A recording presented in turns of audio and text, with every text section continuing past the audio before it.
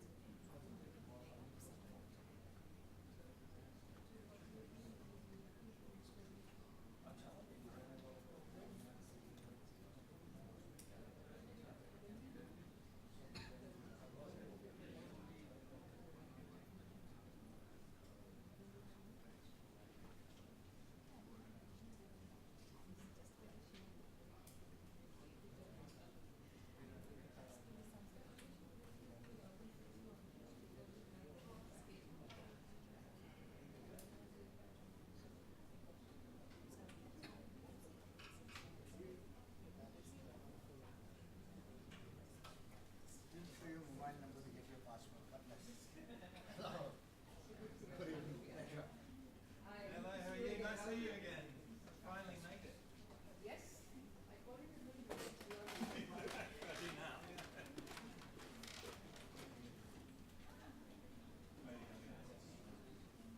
But you can actually have bells and rings and everything. No, that might be reserved.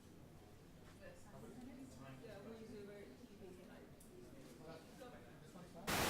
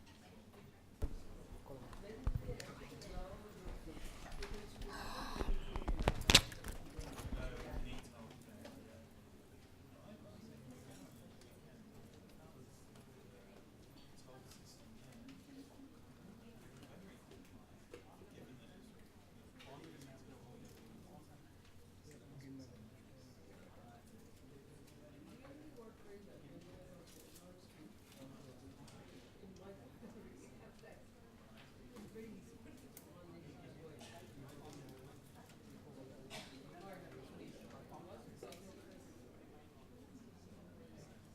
you hear me well?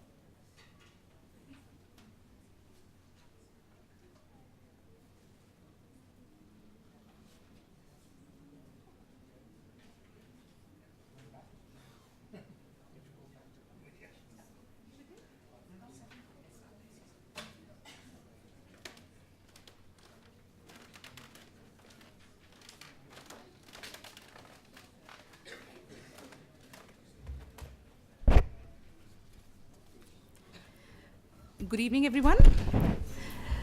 Can you hear me right at the back, everyone? Yes, perfectly.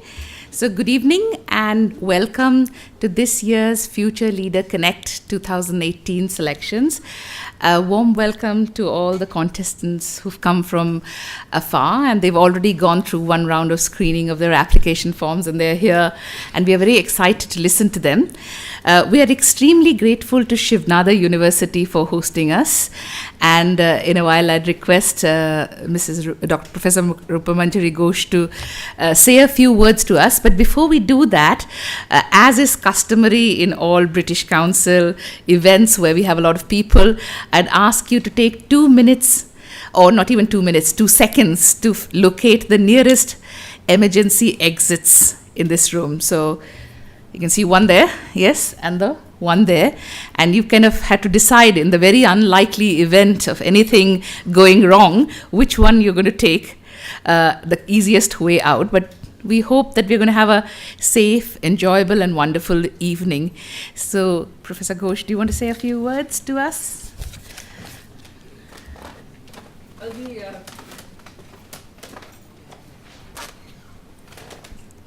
I'll be quite brief. We are also running a little late. So all I wanted to say is a very, very warm welcome to all of you. We are actually privileged to host this event from my British Council. They have been our partners in crime in many occasions. So I personally have been there, I don't know how many occasions in the British Council. So it's the first time that this event is happening at a university of this kind. This is the second edition of your this 8th event, right? So the way it's posed here, well, this inspired by India, you know. I couldn't have said it any better. And the Future Leaders Connect, so let the fun begin. My best wishes to the contestants today. If you are nervous, remember your panelists are more nervous because the filtering has already happened, and they have given on our plate 9 very good finalists. We have read your profiles. So to select 3 out of it, now 1 has been taken away to the audience, so it's even tougher for the panelists. So a very, very warm welcome to my students who are present here. You are not a passive participant. Thanks to Ritika, what she just explained, what was on the screen. You know, you actually would be choosing one of them. My special welcome to the panelists. I think you'd introduce them, so I'm not taking them names. Shivnada University, as everybody knows, is a multidisciplinary research-focused university. And we say in our mission that our mission is to create and develop and educate the path shapers of tomorrow. Path shaper may not be a British English word. My team objected when I wrote this, but you know, I bulldozed through, so my apology for that. But path shapers of tomorrow, everybody understands. That's our mission. And what we feel is important is really, it's written in our mission, if you read it, that we prepared them for ethical leadership of 21st century. So it's a challenging role, and we feel that some of our students are going to do it. So you'd be an inspiration to the next generation that are sitting in this. And I'm thankful to the British Council for organizing this event, and Ritika for bringing it to here. I'll fail in my duty if I don't thank some of my colleagues. Dr. Ram Sharma, who is not here, I think he's still working, and Rajiv and others, and who have made this so fruitful thing to come through. Anyway, I would not stand between you and the real event, so thank you all for being here. And in the end, we'll also have a chance to compare notes. Whatever the outcome, I hope you enjoy, and I am looking forward to the interaction with each one of you. So thank you very much, and welcome again from my side and on behalf of all of SNU. Thank you.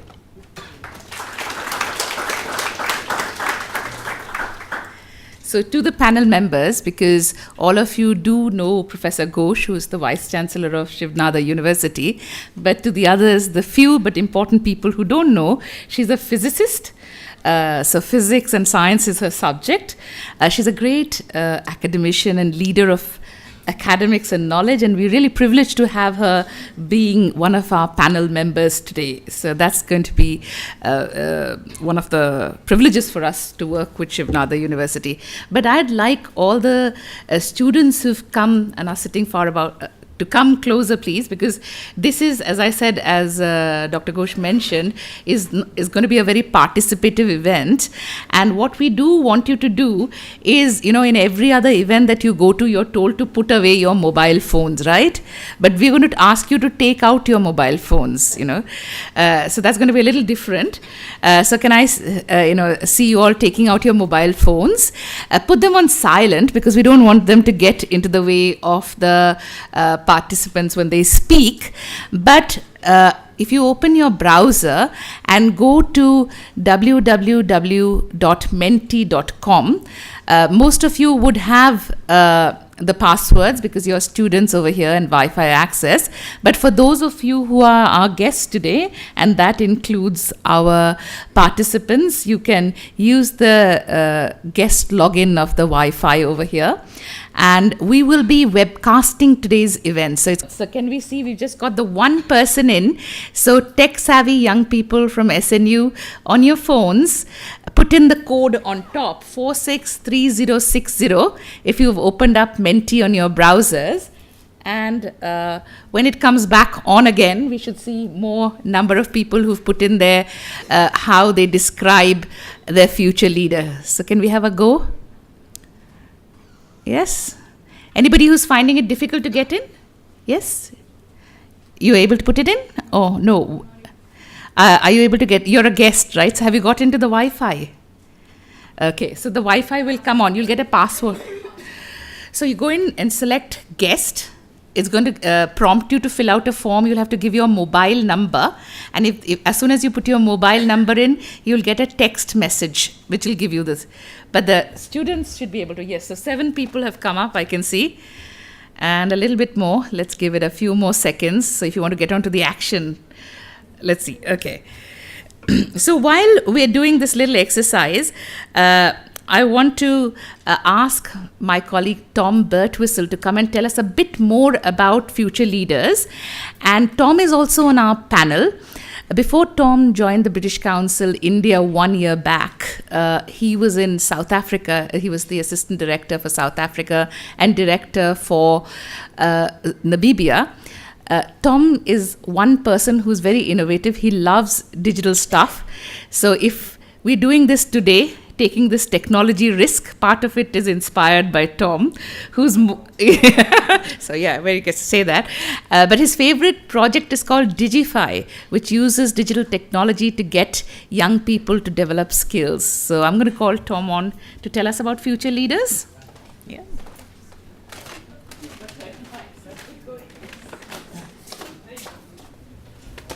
Hi, good evening, everybody. Firstly, I'd like to welcome you all to what is the national final for Future Leaders Connect, as has been mentioned already. And I, just like Ritika, want to say a massive thank you to Shiv Nada University for an occasion like this. I don't think there's any more fitting place than a university to talk about future leaders and how young people are going to tackle the big challenges of tomorrow. This is where those big ideas and dreams come from. What is Future Leaders Connect? It's a program, but it is also designed to be a movement too. And it's about binding together some of the most talented, the most visionary, and the most motivated young people who are working in the field of policy making all around the world. They are the people that are shaping both the discourse and the action that is being taken on some of the biggest challenges facing India, but other parts of the world too. And for the India National Edition, we've had over 500 applications. So these 9 finalists are the creme de la creme of the Indian scene. So well done for making it this far. We're going to hear from each of them in the next hour or so, and they are the brightest young people working in the policy arena here in India. And if they are fortunate to be selective as one of the final 4 from tonight, they will be joining their peers, other policymakers from 15 countries around the world to spend time on a 10-day program in October at Cambridge University, at Cambridge University's Leadership Institute. They'll also spend time at the Houses of Parliament with MPs and leaders in UK government, and also with international global leaders too. So the result of tonight is a really big deal. So I know maybe there are a few nerves in this corner of the room especially, but enjoy it. This is your platform to say what you are most passionate about. So I wish you all very well. And the panel tonight are going to be judging on 3 criteria primarily. One is around leadership potential. The second is around each of these people's policy vision and what they want for the future. And the third, but very important aspect, is about how, if they are fortunate enough to go through onto this program in the UK, how will they bring that experience, how will they share that experience here back in India with their peers, with their counterparts in the policy arena. So, as has been mentioned, as we can see, 70 people, that is brilliant, need to participate in this. The panel only selects 3 of the finalists, so there is a People's Champion too. So you need to be listening just as carefully as we are down at the front, and be thinking about that criteria set too, because there is some real power in your hands this evening. But before the presentations begin, I just want to wish the 9 finalists well for today. You're here because you are doing exceptional things already. As an organisation, as you can see next to me, we are 70 years old working in India, and we, whenever we get a chance to, say we have been inspired by India throughout that time. And what we really mean is we are inspired by people like you who are changing the world in front of them. So I wish you genuinely all the very best of luck this evening. And I believe, to give us a bit of a taste and a visual taste of what Future Leaders Connect is all about, there's a short video about last year's edition that you can just watch now. Good night. Thank you. I applied for the program because it was such a great opportunity to meet great and amazing people from around the world and discuss problems that transcend borders and try to begin a conversation on the solutions. I think Future Leaders Connect is not only going to help me strengthen my policy vision, but also give me that sense of self-confidence that I can see that through and turn this into a reality. This is a really good program on how I can really start to make a difference in a country. It is fascinating the amount of knowledge and experience I got to learn from all the participants, the experts and the speakers, but also to shape a clear path for intelligent policy making that is global and applicable for everybody. It's about your skills, about having a more academic background that can help us create our public policies, about your connection with the government and maybe international governments, your experience of living abroad. And for me, the best part of the entire 9 days were the workshops, and more than that, I really loved hearing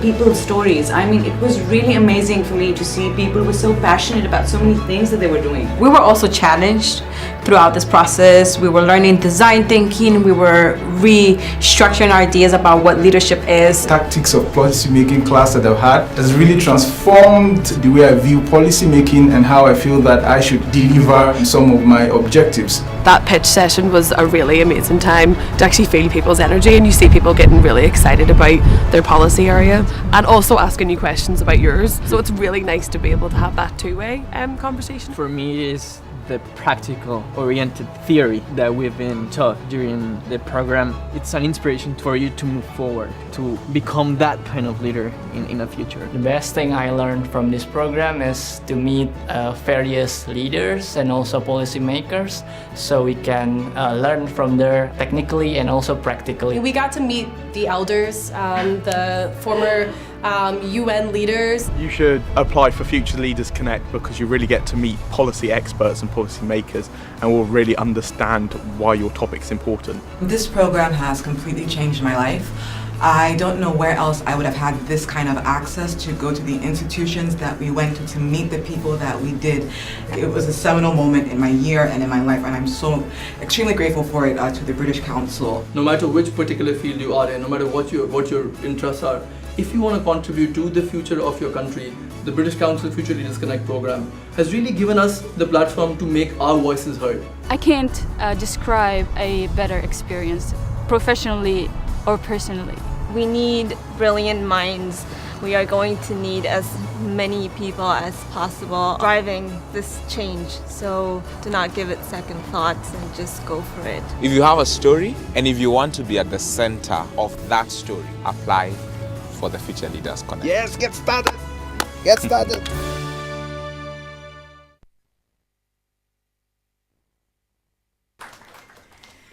So in the next, the most important part is going to be around the rules. So I'd request the participants to pay very good attention to that. You will have 5 minutes to talk about your area of work. When you're through 4 minutes and there's just 1 minute left to go, we have 2 helpful colleagues who are going to hold up a green card and wave a little frantically at you. They're on 2 sides so that in case you're looking each way and so caught up that you don't notice, we've kind of kept 2 of them. After that, they give you a 30 seconds warning, after which my colleague will press the bell. Do press the bell, Paru. And you'll hear a sound like that, okay?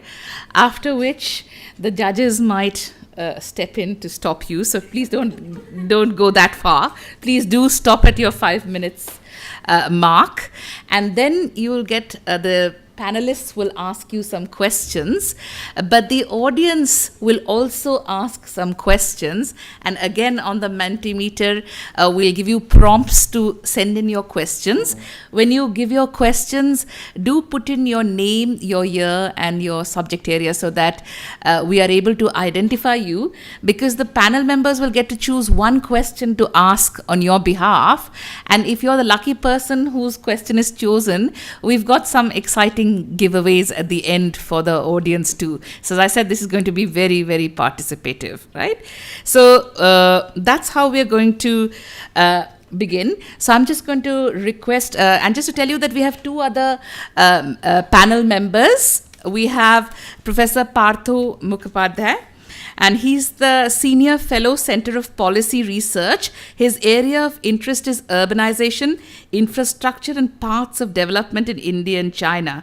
And he's a doctorate in economics, also from New York, like Professor Ghosh. He's an advisor to the government in various areas. He's worked in urban development and poverty alleviation, railways, migration. It's a very, very long list of achievements, and we hope that he will come at the end during the prize distribution and tell us a bit more about himself. We're very interested in him. And our 4th panel member is Mr. Sunny Sen. He's a journalist and a business writer, and he's been with the Hindustan Times, the Indian Express, Financial Business Today, and with NDTV. But the most important part is that he's co-authored a book called Mantras for Success. So you might be interested in that. And that's what the greatest CEOs tell you how to win. So maybe after this you can read that. So he's also going to be with us today, judging you all. With that, I'll call upon Asha Jomis to come forward and give her presentation.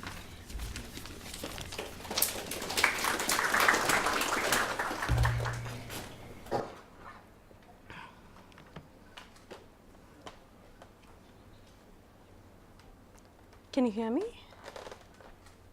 Okay. Oh. Yes, and can you hear me? Okay. Good evening, and thank you for the opportunity. Governments around the world are facing budget deficits, lack of resources, expertise, and structured processes to address the growing needs of the citizens. This, combined with the rising political instability and decline in trust in public institutions, calls for an urgent need for innovation in good governance.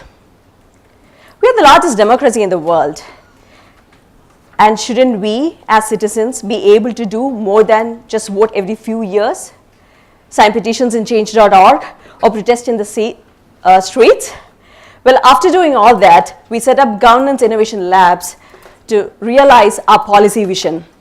Our policy vision is to engage citizens effectively in the public policy through a sustainable development model that guarantees gender equality. So the effective citizen engagement in public policy during the design, development, implementation, and evaluation ensures that we develop a strong participatory democracy. In the design stage, the citizens are engaged by collecting the needs from the citizens and their expectations from the government. In the development stage, we implement hackathons and crowdsourcing to develop solutions to address these citizen needs. In the implementation stage, we use the service aggregator model to deliver the public services through a network of citizen entrepreneurs. And finally, in the evaluation stage, the citizens get to say what they feel about these public services so that the feedback gets back to the system to improvise the system. In this policy vision, the role of the citizen is not a passive recipient of the public services, but rather an active co-producer of these public services. And the role of the government is that of an orchestrator that brings together the multiple stakeholders of public policy together to deliver the public services through coordination, management, and monitoring, making sure the control in the end lies within the government. We have been working in public policy for the last 4 years, and we started with the entrepreneurship policy because it leads to businesses and job opportunities for people, and we've specifically focused at women entrepreneurs. This is because in spite of a lot of policies for women entrepreneurs, we still see that the number of women entrepreneurs is very low. So we set up the Women's Business Incubation Program by providing them with co-working space, access to network, mentoring, policy awareness of these schemes, and hand-holding services. And then we realized that it is not just these factors that stop women from taking risk and becoming entrepreneurs. There is a broader socio, political, economic, and cultural things that prevent women from taking risk and venturing into entrepreneurship. So we expanded our work to governance innovation labs to develop sustainable policy solutions to address these gender issues. And in governance innovation lab, we started by collecting the needs of the citizens. We asked 300 women what do they need, and with the help of data expert, we classified these needs into 12 verticals such as health, education, childcare, etc. And then we made a report on the best public policy practices across the world along with startup solutions to address these problems. In the development stage, we conducted a hackathon. Around 100 students from Kerala participated in this hackathon. The final stage of the hackathon was visualized like this and made it into a startup reality show, and 1,000 students voted for the teams. Now, following the success and media attention of the hackathon program, the government itself launched regular hackathons and idea contests for developing policy solutions for the social issues. Now, we develop our teams and send them to these competitions run by the government. And I'm extremely happy that one of our team members, Dharni, is here as a finalist today. Dharni worked with the Governance Innovation Labs with us and presented a solution for setting up feeding rooms. And that won the competition at the government, at Kerala State Youth Commission. So this is the model that we are working, and right now we have students across India working with us to develop policy solutions. In the implementation stage, we talked about the service aggregator model. It works perfectly with an OYO or Airbnb, but will it work with the government? Absolutely. Absolutely. In Kerala, we have done this through the action. That's what we are doing right now, and thank you for giving us the opportunity.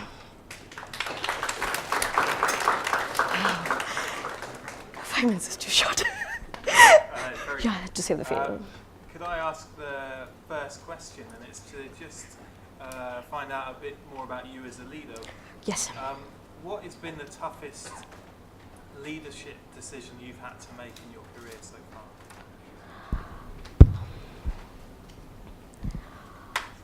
We always have to, we always get a lot of applications to work with us on the project that we said, and it's a paid internship, and we are a very bootstrapped government tech startup.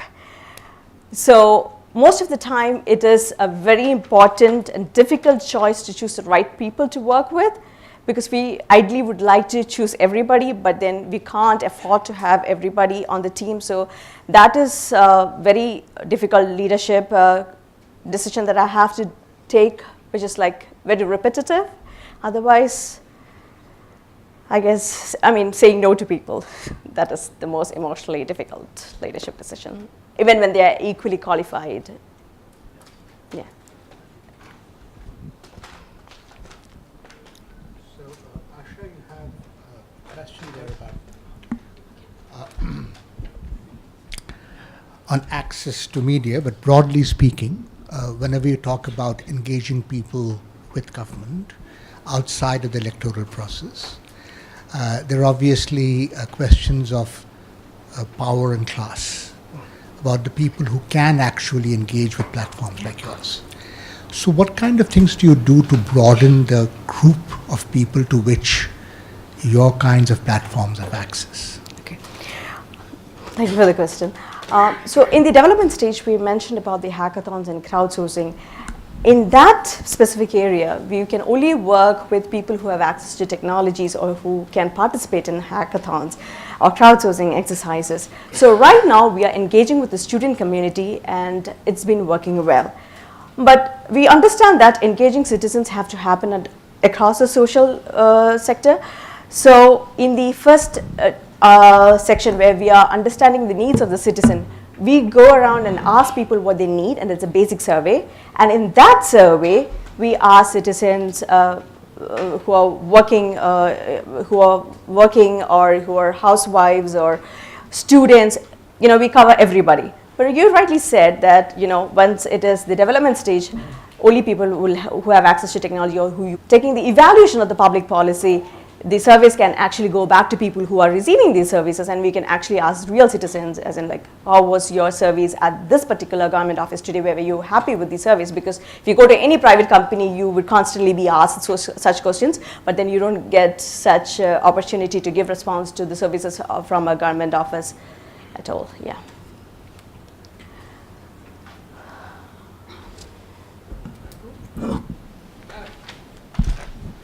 Just very quickly, actually you've answered one of my questions in a tangential way, and I think it was a very good presentation. The point is that when we are talking about policies, yes, success of a policy, I would like as a leader to be quantified. So one question that you have already answered, let me just point that out. You talked about a limitation of the approach because it's based on a particular kind of technology that is accessible to a particular class of people. So that was the first part. A related question is, how do you talk about success of the implementation of the policy? So the programmatic implementation of the policy, because we are talking about that. So I see a lot of programs, I don't see a coherent policy which you may like to quantify, how you measure the success of it. So is the question, how do you measure the success of our policy? Yeah. So when we started with the Women Entrepreneurship Program, we looked at the number of women we can bring into entrepreneurship after identifying their problems they faced for setting up the business. So we quantified that by the number of women entrepreneurs we were able to help, and also by the number of people who would actually take, say for example, very specific example, number of people who would take the Mudra loan. Because that was a specific policy which was designed to get more women into entrepreneurship. So then we wanted to measure how much people took this scheme before we started the program, and then we worked with a particular partner, Union Bank, to see how much people started taking this Mudra loan after we came into picture and helped them with the hand-holding services. So it's just numbers, yeah, and specific policy. Yeah. How long have you been doing this? It's hardly, we started the business incubation program around 4 years ago. The governance innovation program started like a year ago, only when we realized that, it's just not the problem with the government not being aware of the government schemes is preventing the women from starting up the business or taking the risk. There are a lot of other reasons why women do not take risk, and that's when we started looking at the gender perspective of the program. Right. So I wanted to ask you that question because have you thought of how you would scale this program beyond Kerala or some pockets in Kerala, and so currently we are working on establishing partnerships because that is also. Can I answer that question? Yeah. So we are looking at partnerships right now because, as I clearly mentioned, we have developed policy solutions for addressing the issues. But the success, like Madam has mentioned, lies in the large-scale implementation, and I have to measure it at some point. So we have to identify the citizen entrepreneurs who would deliver these public policies, public services. So right now we are making partnerships with academic institutions, development agencies, NGOs to scale this program. And one of the programs we did was, doing renovation for a government school project. And for that, one corporate CSR program collaborated with us. And so we are finding corporate partnerships in the CSR vertical, and then we are working with NGOs. We are currently working with UNDP's Governance Innovation Labs. They have the exact same program which started around like 2013, where it's a collaborative place where you do experiments to see what works and what doesn't work, because it completely is different from one country to another country. So based on those experiments, we are partnering, associating with them for conference that's coming in 2018 in Turkey in December, I guess. Yeah. So we are reaching out to international partners, and they're interested in the work because this is pretty new, and the government tech space is kind of starting to function in India. So yeah, yeah. Thank you. Thank you, everyone.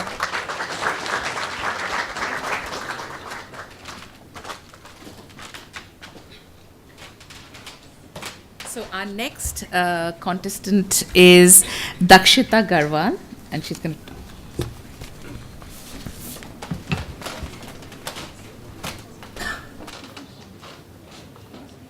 Good evening. Women empowerment and concerns are majorly talked on global platforms at a large level. But it's high time when we stop talking hypothetically and start focusing on real impact creating process. We need to think a step beyond. We need to think about female leadership. We need to think about ways where self-sustainability of women can be achieved by developing female leadership at the level of educational institutions. I am elected president of my university and working with an organization, Akhil Bharatiya Vidyarthi Parishad, and I'll be discussing the policy ideas and observation and initiatives that we have taken. So talking about an overview of our country with respect to female representation, there is only 12% female representation in an important political institution called Lok Sabha. Only 10% female representation in Rajya Sabha. Despite of having 65% plus literacy rate, female literacy rate in our country, only 17% out of it are turning up for GDP contribution. In UNDP's Gender Gap Index, we stand 136 on 186 global countries. I mean, that is huge and shows that we are extremely lagging behind when it comes to female representation. So what is our policy idea? It is that there is almost 46% of higher education enrollment of females in our country. If this 46% of females get a spark of leadership and initiation in themselves, there could be a huge change in the statistics that I just mentioned. And we could portray India as an inclusive country where female leaders are seen as mass leaders. Am I not audible? You are. You are.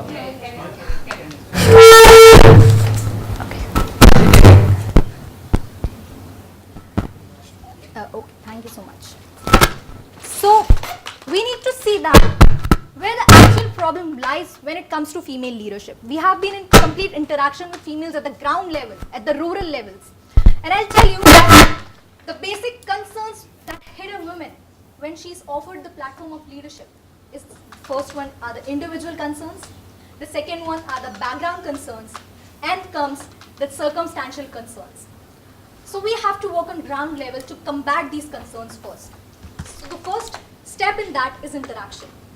I'm responsible for Madhya Pradesh, and that's why we have interaction in about 1600 plus education institutions with females. We conducted a sample survey on about 3000 plus females in education institutions about opportunities in leadership and employment.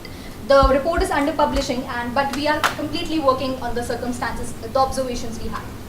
The next one is making a fearless. That is the most important component of every leader. To make her fearless, we launched a program called Mission Sahasi, where we have already involved 5,000 plus females for self-defense training and, increasing her boost. The next is giving her clarity. We have launched a program called Anubhuti, where 1,000 plus female leaders from Madhya Pradesh were exposed to rural fronts to interact with the women of rural areas and take the responsibility, the fire of initiation in themselves. And then comes the platform. We seek 50% reservation in the student union elections held in Madhya Pradesh, and we were highly successful in bringing out 3,500 female leaders from these 1,600 plus educational institutions of 52 districts of Madhya Pradesh, out of which 21 are tribal ones. So this is the whole idea of policy, where we want to bring out activism, female activism from the educational institutions, that they start developing the race, they start developing the vision from the education institutions itself. They get that confidence so that they can take up initiatives, social initiatives in future. We want to take this 3,500 leaders that came out of elections to another 3,500 villages in the next coming year, so that we have a good clan of female leaders in our country. There are almost 52,000 plus villages in Madhya Pradesh specifically, but in the first half we will be targeting the ones with these female leaders itself. So this is the idea of the policy. We will be involving the district administration, the women self-help groups, the panchayats, even British Council can be a member in this. So we want that interaction starts at the basic level, because until and unless it starts at the base, a sustainable and inclusive structure at the top cannot be created. So the next 5-year vision is that there is proper female representation, at least 1/3 of female representation in every field, whether it is economic, political, entrepreneurship, sports, whatever. But there are female faces, female leaders, and they develop. So women are already contributing too much to the society, and as Madiba says, that you empower a woman, you empower a society. And until and unless the sustainable and inclusive structure is created, the basic need of this creation is that women come into prominent leadership roles, and she's here to win, and there's almost nothing where she cannot succeed. Thank you so much.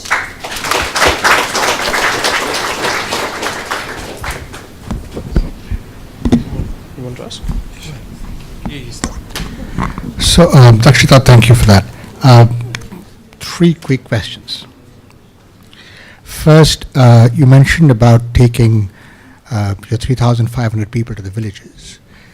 Now, given our governance structures, 1/3 of our elected leadership in villages are women.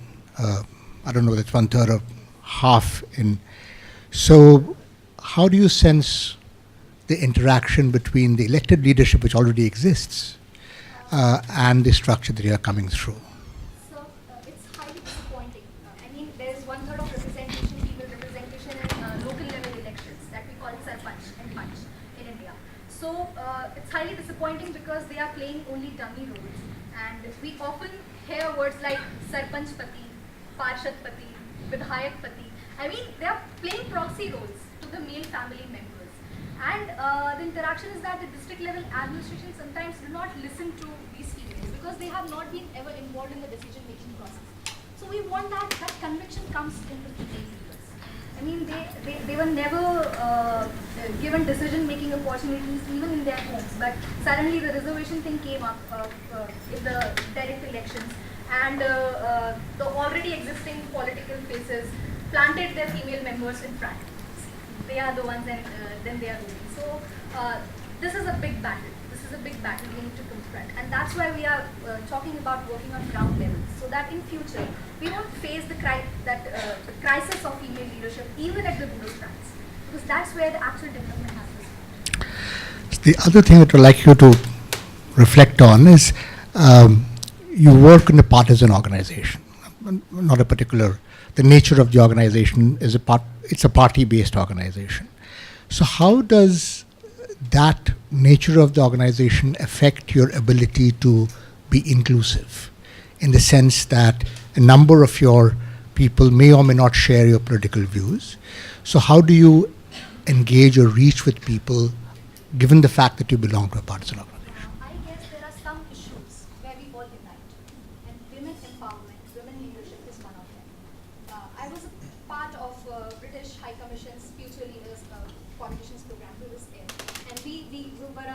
cross-party delegation over there. We had a really good interaction with each other, and I think they all unite on this story.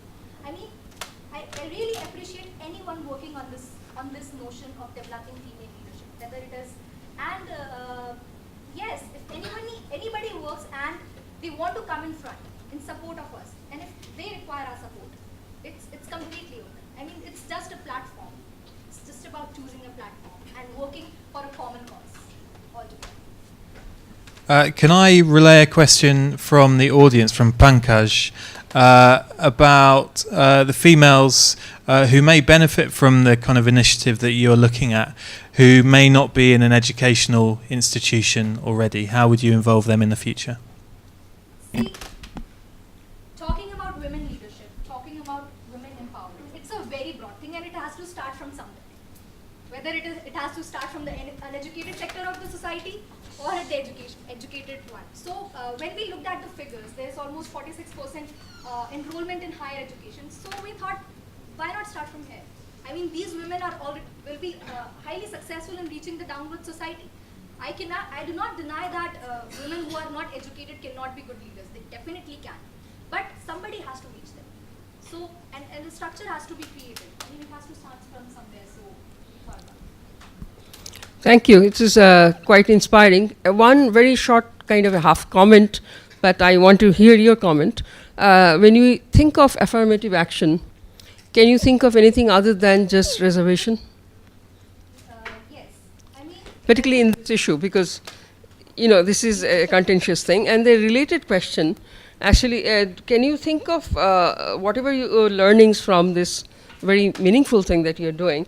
Is there anything for a vision for global change? Because these kind of problems are all over the world. So do you have any vision for a global change in this? So the basic vision is that the work has to start at the ground level.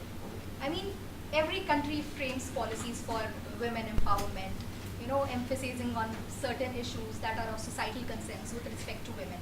But the problem is that the policies do not reach to the bottom. I was in support of reservation because Rwanda is a country where the highest leadership in terms of political factors is there, and they have 50% reservation in their political seats.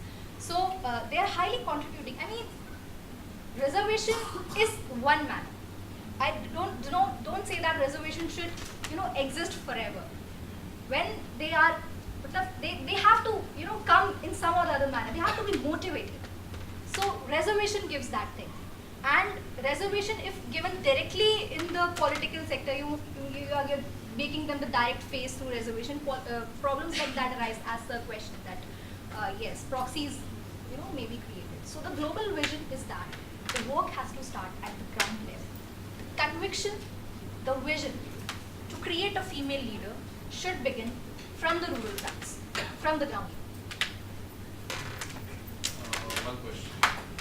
So you said that it should start from the ground level, and especially in rural India. But you also mentioned that in rural India, most of the women punches are actually proxy faces. But if the family is not ready to empower a woman, how do you expect the child to be empowered, a girl child to be empowered? Yes. The time I was mentioning the concerns which hit a woman when leadership platform is addressed to. While I was speaking, I mentioned 3 concerns which hit a woman when she's offered the platform of leadership. One of them was individual concern. The individual concern is the thing, because she is being treated as the second gen. She was never involved in the decision making thing when right from the family itself. So that's why when they come to educational institutions, we want to interact with them. We want to tell them. We want to go to their, take the message to their families that yes, we can do that. I mean, yes, we cannot completely change the notion of the society so suddenly, but we have to reach people somewhere. We have to catch them somewhere and tell them that take this message forward and propagate it. I mean, you have to stand. If you want to take leadership forward, it's highly necessary. Thank you. Thank you so much.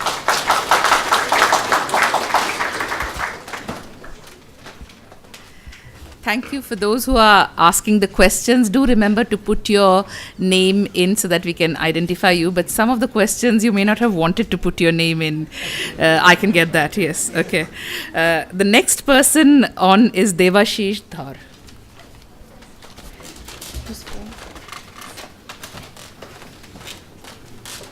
Am I audible? Is it working? Yeah. All right, great. So good evening everyone, my name is Devashish Dhar. I work as a public policy specialist in the office of the Vice Chairman and CEO, Niti Aayog. I'm a little more nervous than usual because Dr. Patha is sitting here. I'm going to talk about urbanization. Well, let's start with some facts. By 2050, 70% of the world's population will be living in urban areas. By 2030, 600 million Indians, almost twice the size of the US, would be living in urban areas. As of now, Indian cities contribute 2/3 of the GDP and 90% of the tax revenues. And lastly, depending upon which definition we choose, the rate of urbanization in India could range from 26% to 78%. So essentially, we do not know the scale of urbanization in India. We are not aware about what are the challenges associated with it. And the policy vision and the change I want to see over the next few years is that expand the informed understanding about urbanization, its constituent paradigms, particularly in developing countries. What are urban paradigms? Urban paradigms are models for managing urbanization. The more popular ones that we keep hearing is cities. The popular ones are just cities, safe cities, inclusive cities, competitive cities, and so on. So there are 4 or 5 factors that I want to highlight about my vision. India and the related urban paradigms, and there are 5 ways in which I want to contribute to my policy vision. First is policy making at the national level. Being part of Niti Aayog, I've been part of core team that drafted India's first 3-year action agenda, India's strategy document, India's vision document, which cumulatively have sort of succeeded the 12th 5-year plan. And there are other couple of schemes that I can't be speaking in public, but I have tried my best to sort of expand the understanding on urbanization at large through these documents, and I intend to keep doing so in one way or the other. Second is advocacy. I've been in the government long enough, like just not too long, but fairly long enough to know that government also needs some nudge and pressure from the outside. I try and write for at least half a dozen national dailies on range of policy issues, including urbanization in cities. Some of my last few articles include why cities should be investment destinations, why India needs a national urban policy, and how can we increase public spaces in Indian cities. I intend to keep doing so and keep spreading the message across different nuanced aspects of urbanization. Third is about politics. A couple of years ago, I helped BJP sort of incubate and execute a political training course called Prakash Ratra and Netrutva Sadhana. There are 2 courses, and I just helped Indian National Congress execute Future of India Fellowship, and I fought tooth and nail to get urbanization included in both these curriculum. It's very difficult. They want to be, they sort of romanticize villages, which puts cities at sort of a disadvantage. Second is about manifesto writing. In 2014, I had a chance to work on PM Modi's manifesto, and in 2019, I intend to work on manifesto of either of the leading national political parties. And these documents are sort of become go-to documents when any party comes to power, and I intend to contribute to that. Third is partnership, and perhaps this is the most important part. Because of my decade-long career in policy making, I'm part of organizations and networks which are engaged in meaningful policy work, particularly urbanization. Niti Aayog, College of Business Studies, Lee Kuan Yew School of Public Policy, Takshashila Institution, range of private sector enterprises, civil society organization, Yunching Academy, Global Public Policy Network, and so on. If I'm selected, I intend to connect my future FLC cohort to this part of my network, and I also intend to keep working to this network of mine to work on urbanization related issues. And lastly, yes, sure, I'll be done before that. And lastly, it's about the spin-off activities. I have some idea of the activities that I would want to undertake. First is I propose that we sort of draft a new alternate urban vision within the FLC cohort. If other people are interested, we can also have an urban conclave in different countries over the next few years. We could also start a hashtag New Urban as a repository of urban case studies.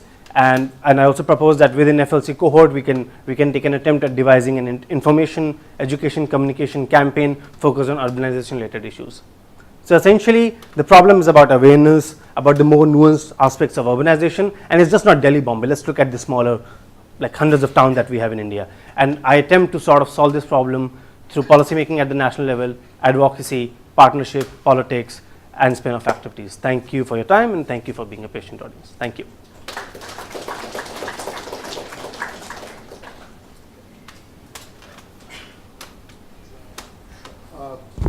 Debashish, what in your view is the purpose of urbanization? Sorry, sir? What is in your view is the purpose of urbanization? The purpose of urbanization, I see it as a natural phenomenon in terms of agglomeration of economies, generator of economic growth, and at a more nuanced aspect, I see that because there is such an agglomeration of people and culture and society and industries, I see that we move forward on values, which I see is the last outcome of cities. Whereas the more basic, if you imagine as a Maslow's hierarchy, the infrastructure, creation, better lifestyle, education, economic growth would be at the bottom, but having a fulfilling life, having more liberal values, having a more sort of livable lifestyle would be the sort of end goals to cities. So when you said that right at the beginning, you spoke about how just cities, safe cities, inclusive cities were less popular than smart cities and livable cities. Yeah. Could you reflect on why that may be the case, if values seem to be the driver that you're looking at? Well, so that's why, sir, I said that it's about that I intend to sort of focus this part on the developing countries, because in the West, they're sort of moving on to this. So if you see Canada's and Australia's and Western and Southern Europe's definition of cities, they're sort of moving on to those nuanced aspects. Whereas in Delhi, now Ministry of Housing and Urban Affairs is doing a city on livability index, and I've sort of been associated with all the 3 organizations working on it, and it's a very good study. But I think it would be a very good study to start the dialogue on it, and Delhi, Bombay, Bangalore might just do okay on it, but other towns, I'm from Lucknow, so I'm sure we're going to fare poorly on that one. But I think that we sort of ought to move on that, but first we need to focus on those basic foundation of Maslow, infrastructure creation, economic growth, and so on. Sorry. No, so urbanization has its own fallout. So one of the biggest fallout is growing population in cities, and it becomes unsustainable after a point of time. Infrastructure becomes so cramped that it becomes very unstable at a point of time. Absolutely. And so does pollution and everything else associated with it. Absolutely. It hampers the green impact, the effect of that city. What are your thoughts on sustainable urbanization, and is that possible in a country like India? And how do you associate it to be cost efficient so that a country like India can implement that rather than just doing urbanization? Absolutely. So when I said the more nuanced aspect in urban paradigms, I meant that we ought to go beyond infrastructure creation, which is the traditional understanding. And the point is that urbanization is going to happen. There's no way out of it. And what happens is usually I think it's sort of an downward U curve. So when you're going up, the unsustainability, the pollution, all the fallouts will sort of increase. But my personal estimate, I do not have an empirical support to that. We are at $1,800 per capita. Once we sort of breach $600 per capita, we're going to sort of see sort of stabilization in terms of what we are doing in cities. And there are a lot of cities saying that around 49 clusters in India will be contributing to around 2/3 of India's GDP growth until 2025. So if that happens, it goes with the assumption there are a lot of smaller city clusters that are going to work out, and people are this sort of migration that happens, rural to urban migration, will not only happen to those mega cities and metropolitan cities, so to say. It will be sort of more gradual and distributed across the country. So but that would take at least 10-15 years. I mean, Beijing, Shanghai is a classic example, and I'm talking about sort of tripling the GDP. So that has to take at least 15 years, 18 years. That would take that even with the double-digit growth. Yeah. As you were saying, urbanization is happening, and it's happening not just in India, all over the world, Absolutely. Including many of the countries who are also running events like this. So if you were to be going to the UK, how would you mobilize this agenda as an international issue? Right. So there are 2-3 things that really stand out about UK. First is when I wrote about that why cities should be investment destinations. London, Manchester, they're doing really good work in terms of cities attracting investments. That is one thing. And in India, it would be a little difficult until mayors have powers, but I guess we will get there eventually. Second is about the universities such as LSE and Oxford, they're doing some really good work on urbanization. LSE, I'm forgetting the name, but there's a city lab in LSE, and I've met a couple of people in Beijing, in India also, who are working at that center, and they're doing really meaningful work there. So I intend to sort of connect them to, because my perception of government is sort of skewed because Niti Aayog is relatively more agile as compared to other government organizations, and as soon as we sort of take the proposal that, oh, why don't the urbanization vertical work with this university, they're more than happy to do so. I mean, I've studied in Singapore people reach out to me, and there are a lot of city focusing on urbanization. There's a lot of capacity building programs, and it is one of the Niti Aayog's most popular programs. Basically, they got 7 states, and there was a capacity building on urbanization, and wow, states took off, and they had their own MOUs with this with Singapore. So it was really good work actually. So basically there could be a lot of mobilization, and there's also a behavioral nudge unit, and I believe in the UK Parliament, and I have a very dear friend working there, and I think that's doing fabulously good work because we are hardly exploiting behavioral economics there. Yeah, thank you. That would be all. Oh, thank you so much.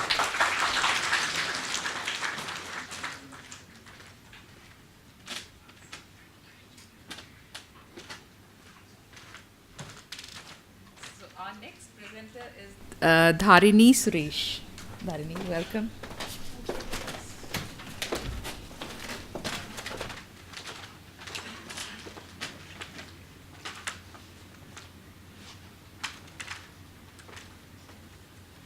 We all know that smoking is injurious to health and causes cancer. But how many of us know that the usage of newspapers, old clothes, polythene bags as menstrual absorbent materials are also injurious to health and cause cancer? Shockingly, around 88% of Indian women do not. Good evening, ladies and gentlemen. A 2011 survey shows that India has one of the lowest figures in sanitary napkin usage in the world. While Japan has 100%, China a 64%, we just have a paltry 12%. UNICEF reports that 500 million women and girls around the world do not have access to adequate sanitation facilities, affordable products, and the knowledge to practice menstrual hygiene. Due to these factors, women often resort to extreme unhygienic practices that cause them stress and many reproductive tract infections. And these infections lead to infertility, pregnancy issues, increased susceptibility to sexually transmitted diseases, and cancer. Some girls in Africa, out of desperation, even engage in transactional sex for sanitary napkins. So we realize that there is a need to address this issue, but often it doesn't find its place in research or policy making. And that is why my aim is to achieve absolute menstrual hygiene management in India. In order to realize this vision of every woman having access to affordable sanitary products and to practice healthy menstrual hygiene, I hope to adopt a 5-point action plan. 1. Educating students in middle school itself about the importance of practicing menstrual hygiene. This will also bust the common myths and beliefs surrounding menstruation for both the genders. 2. Encouraging student entrepreneurship in schools. As poverty is one of the root causes of the limited access to resources, this idea of earning while learning will encourage students to go to school as well as appeal to their families because now they are given a means of livelihood. So here students will be trained to manufacture sanitary products at school and taught how to sell it to their friends and community. This ensures 4 things. 1. Easy access and continuous supply of sanitary products in the neighborhood. 2. A grassroots level of decentralized distribution. 3. As young boys are also encouraged to participate in this program, this helps in destigmatizing menstruation and sensitize them at a very early age to menstruation and understand that it is a normal and healthy process. And finally, the empowerment of these young children in becoming change agents for their community. Third, conducting awareness campaigns targeting the male population and panchayat heads. As India is mostly a patriarchal society, we need to sensitize men to the needs and requirements of a menstruating woman so as to enable them to practice inclusiveness in their daily lives. 4. Setting up a pan-Indian system of distribution of free or highly subsidized sanitary pads through outlets that are solely run by women. This ensures efficient distribution and easy accessibility. And finally, for the protection of our environment and the health of sanitary waste pickers, manufacturers will include a separate disposal colored bag so as to enable the proper disposal of soiled napkins and for the easy identification of sanitary waste by the waste pickers. Incinerators will also be installed in major public spaces for its safe disposal. So by adopting this 5-point action plan, we will be able to positively impact the menstrual and reproductive health of a woman. It can also lead to gender equality, population control, and contribute to the socio-economic development of any country. I believe that 5 years from now, with the adoption of the right set of policies and measures, with the coming together of policymakers and a group of committed individuals, we will be able to make significant progress in community health and achieve absolute menstrual hygiene management. In this era of technological advancements, we are sending people to moon and also seeking for life on Mars. Amidst all these stellar achievements, let's also strive for ensuring and safeguarding the dignity and health of every woman, which is roughly half of the world's population. Thank you. Very nice. I think the action plan we understand. How far are you in the implementation agenda? Meaning, and so while you talk about it, what my question is actually, what do you anticipate to be the major hurdle in this action plan? The major hurdle. So as a leader, how would you overcome that? That's what I'm asking. Yeah. Ma'am, I've started a company, so that is a social enterprise. So right now, it's just 7 months into it. So I just now graduated from college and I've directly started this company.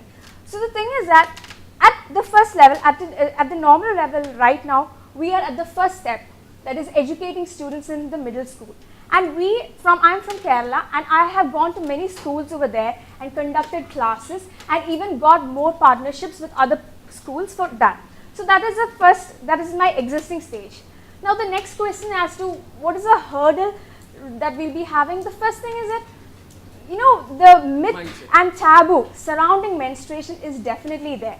So even now when I go and speak to government officials about setting out sanitary vending machines in public spaces, we can see them cringe because they are also men.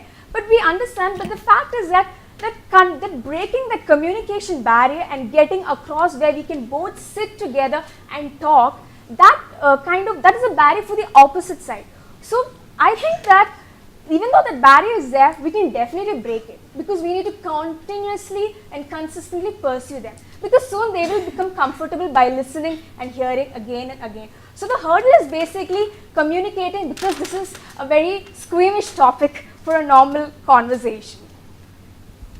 Well, I mean, I think you've just tapped into what a lot of the audience are asking around this taboo status that this may have, and you've mentioned how you experience it at government level, but particularly in the kind of younger groups, are there very specific ways you would try and tackle socializing the issue?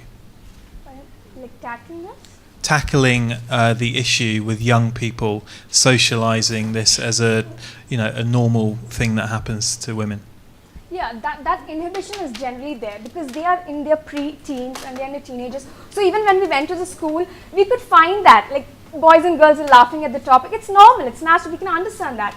So sometimes by promoting this communication with both the genders together, it actually ensures that even the other side, that is the men, also understand what they are undergoing through it. So they are able to develop a more empathetic and a wholesome overview for this. So that perspective is what helps us in getting across this barrier. and in this communication. But yes, initially when we communicate to them, it is a discomfort is there, but then generally through our sessions, there are ice-breaking sessions are there. So, they are able to understand that at the end of it. So, I think that is a very measurable impact when we have this attitude change from both the genders. So, in your note, you talked about 65% of women in Kenya. 65% of women in Kenya cannot afford it. No, 65%, 5% of women in Kenya can't afford sanitary pads. Right. Right? Yeah, in application. So, what is the comparable number in India? Is there a number out there? Yeah, like from the existing statistics, as I told earlier, only 12% are using sanitary napkins. Right. So that means that affordability is a big barrier in usage, right? How do you ensure that your policy captures the affordability aspect, and how do you convince the government to take a measure which will do that? In subsidizing the products? As in, depends on how do you subsidy is just one part of it. Maybe set up government aided manufacturing units or whatever. There are a bunch of things. Our government has already started, but so it's not really in an advanced stage, but the Swachh Bharat mission has recognized the importance of MHN. So right now in the financial barrier, what we can see is that affordability can be integrated when we go for a mass level scale. But initially, it will be difficult to break even. That is a fact we have to acknowledge. But through collaborations and partnerships with relevant NGOs and through corporate social responsibility funding, so we will be able to carry on till the break even stage. So affordability and accessibility is our main keywords.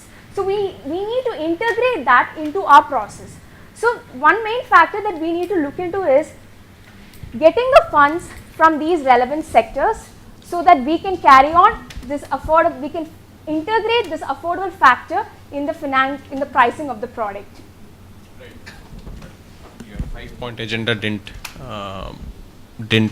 put affordability as the biggest. Yes, but the thing is that it's a little bit more, it goes into the pricing of the system as well. So it will include the CSR funding, the corporate sector, the NGOs, relevant NGOs. It's through partnerships and collaborations that we can get through it. Quick question. How many schools were you denied entry to do your program? I was not, I can't say denied entry. They just said, we'll call you later, but I don't take that no, because we will be pursuing it.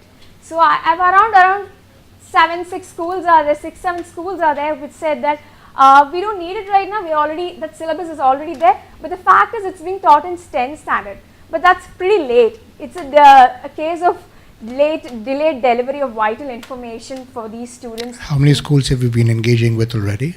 I've gone through around 25 schools. And what is your funding plan? How are you raising funding for your activities? As I told earlier, it will be mostly through collaborations and partnerships with NGOs, CSR funding, corporate social response funding, and we are also looking into crowdfunding sector as well, through a means of crowdfunding for the initial stage. Thank you. Thank you, everyone.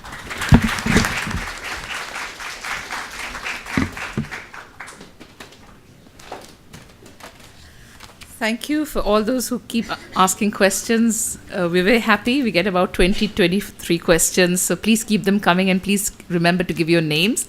The next person that we have is Gaurav Somvanshi. All the best. Thank you.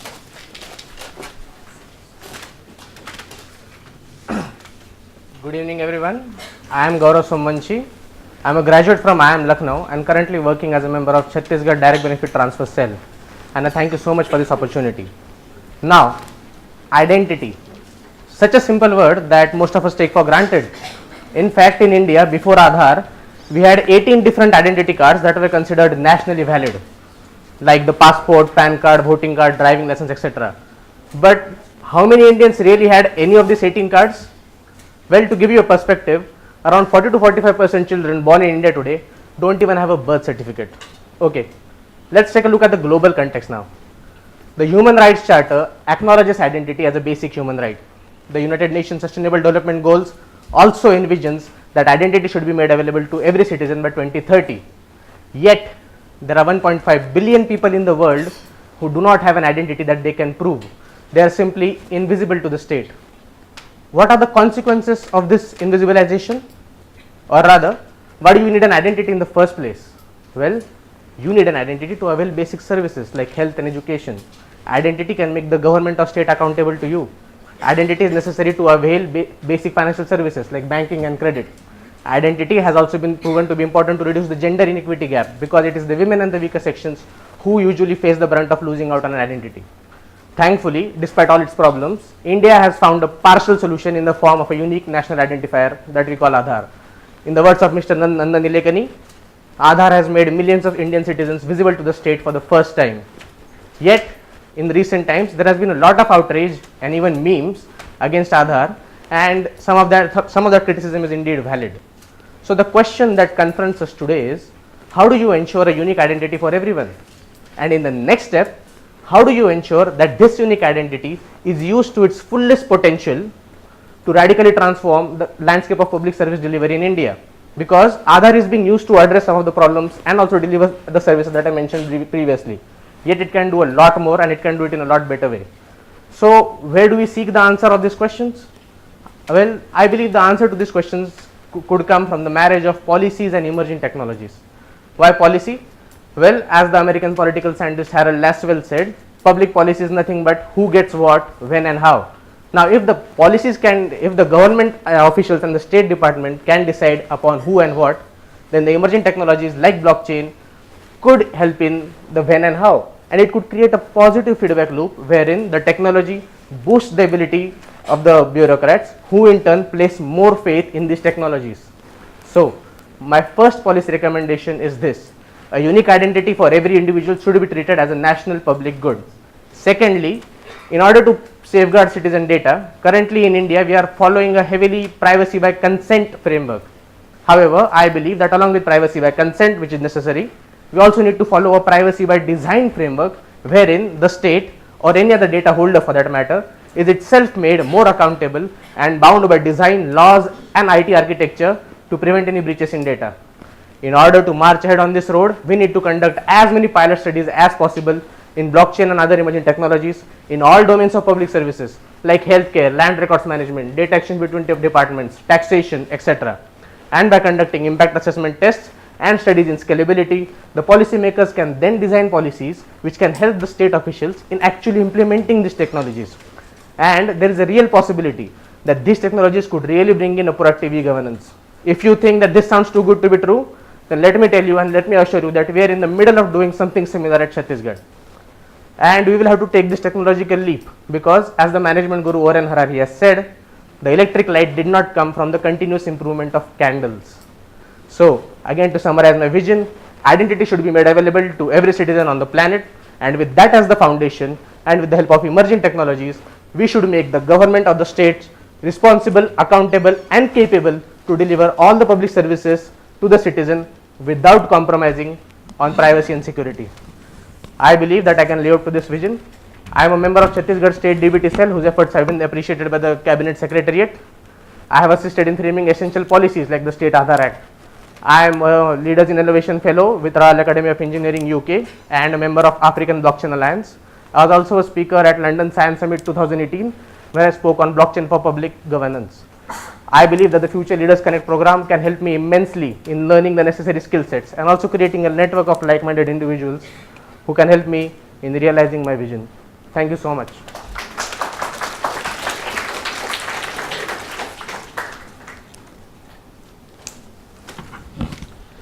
Gaurav, yes, sir. Is there any demand for privacy by design? Why would government want to be accountable? Yes. So there are two stakeholders involved here. One is the citizen himself, and then there's the government.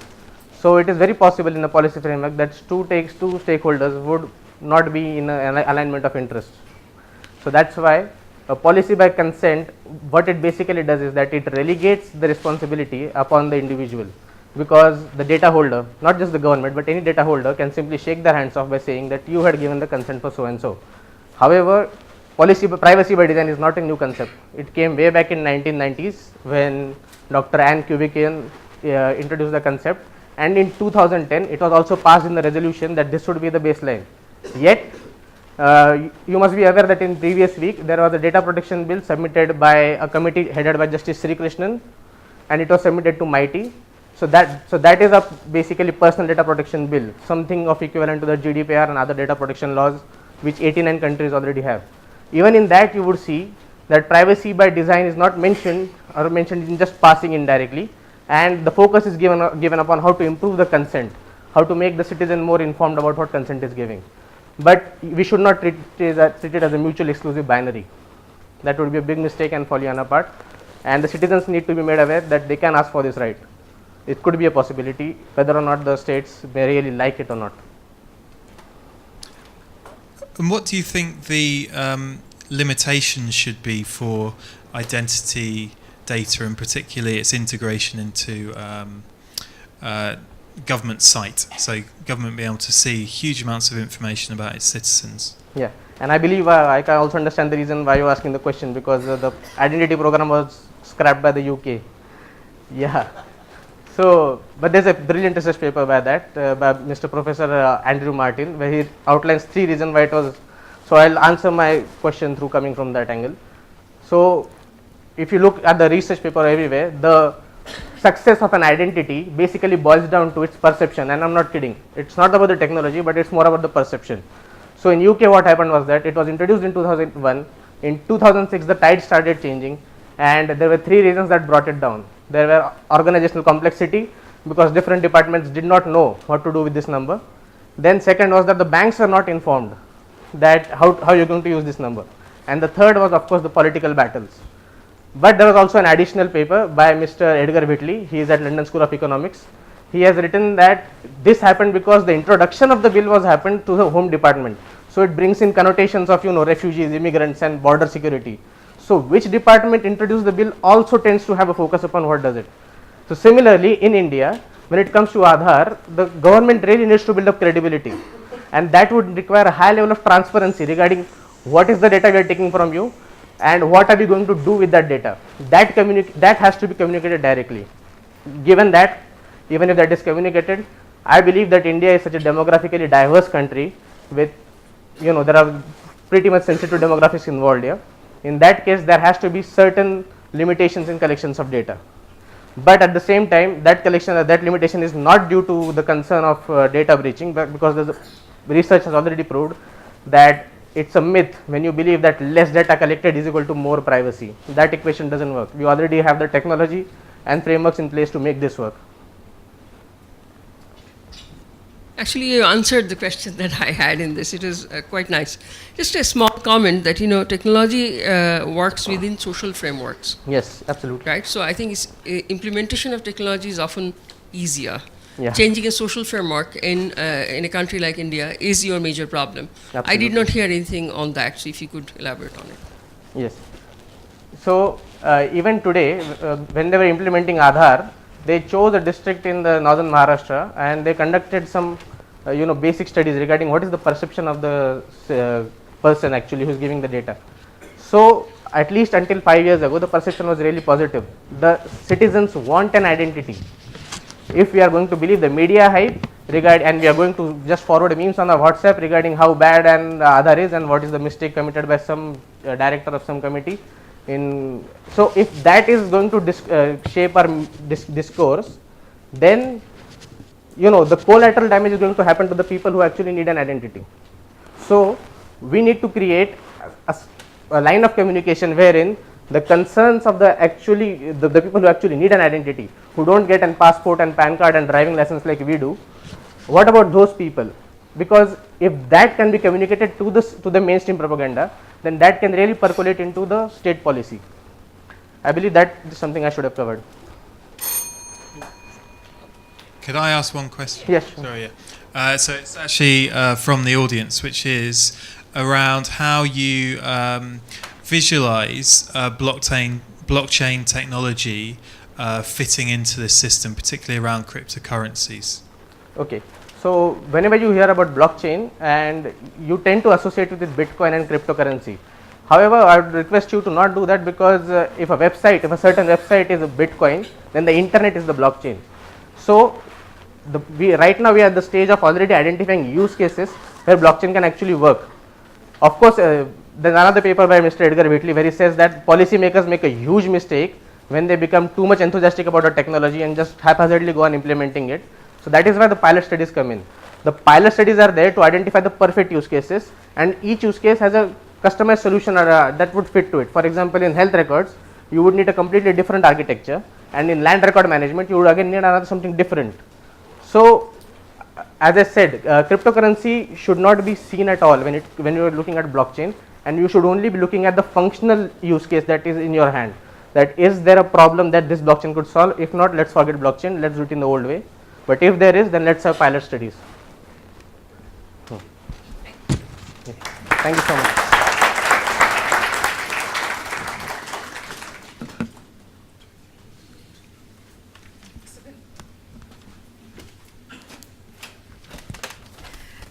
The next speaker is Kumar Kunal Jha. Welcome.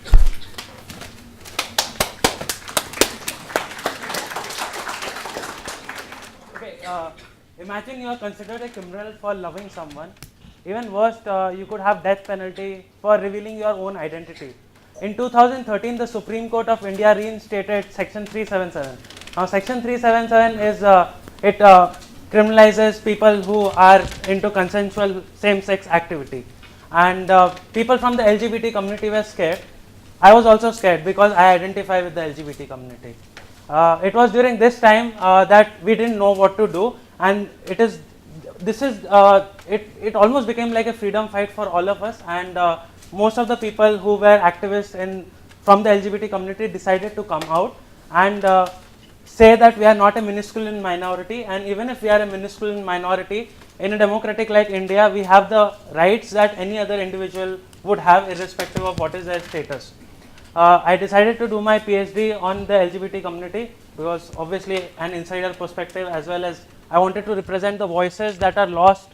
That is, when we talk about there's no research data, when we talk about LGBT community, when we talk about gender, we always see gender in the binary form of men and women. And interestingly, when I started doing this in my university, there were so many people that came out to me, and we realized that we need a safe space within our university, and we started this informal collective called the Queer Collective.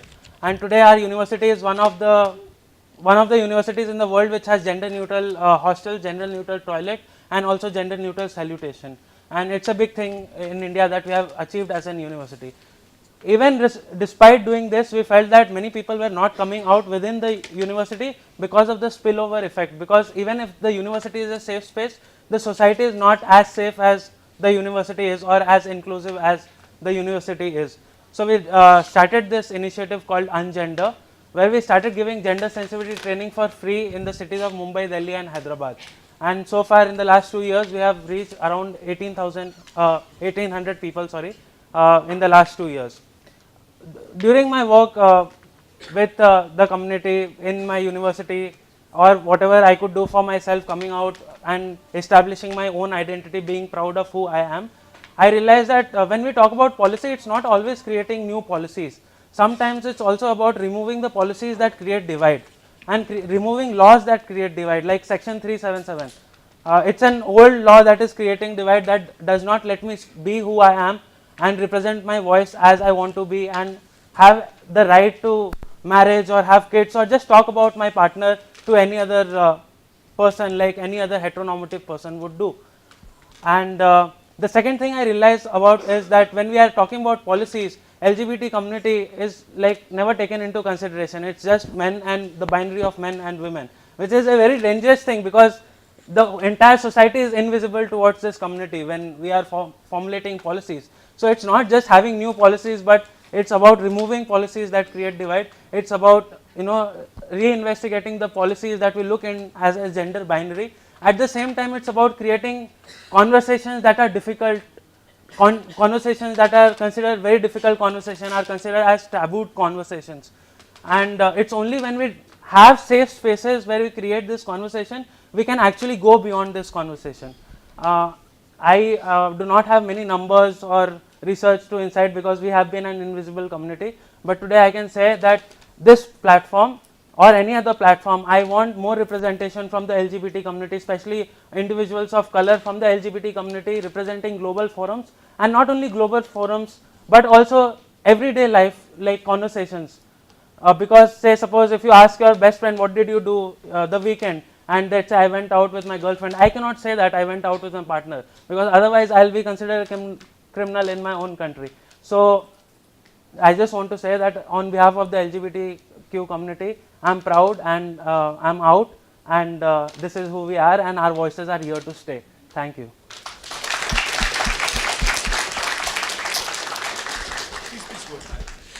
So I just want to understand a bit more about your how you've emerged as a leader within your community, and particularly a community you've described as invisible. Right. So basically I had never planned or I myself do not think that I am a leader, neither I had planned that I would be emerging as a leader, but when the 2013 incidents happened, and one of the reasons stated was that we are a minuscule minority, that is why our rights do not matter. So various people started coming out. Obviously there was fear, but then we decided that we have to come out to be visible and say that we do exist, and that is why we started coming out. And once I started coming out, I talked about the research that I am doing in my PhD about on the LGBT community. Various people within my university came to know that I am doing this. I became sort of their worldview to know what is happening, the insider perspective of the LGBT community, and that's how but I never thought that I wanted to be a leader, but that's how I think it was just a first mover advantage, at least in the space that I was in. Kunal, do you think that the policy, there should be a universal policy from that should protect the LGBT community, and what would be the top three things in that policy document that you should have in mind? Right. So there are universal like United Nations has given has said that LGBT rights should be taken as a priority and should be considered as human right, but 86 countries criminalize homosexuality, 7 countries have death penalty for homosexuality, and these countries are part of the UN bodies and they do not decide to. Even in India we are going to the 5-bench judge right now, the verdict is still going on. Hopefully this year we are hoping that the section would be taken down in India, and what I can say is like it's not about like again having policies, but primarily it's about removing policies, and it's also about like starting this conversation that we can have with people in the sense that we don't talk as a society, we do not talk about sexual orientation, we do not talk about sex. So even a country like US which has equal marriage rights, the hate crime is highest for the LGBT community compared to all the minority in last 15 years. So just having policy does not solve anything. Instead we should have people talking about it, having safe space, and it could be any view, like it's the agenda of a person from the LGBT community is not to convert someone's opinion, but just to have a space. Initially we should have spaces where we could just have our voices heard and also hear what concerns people have about the community.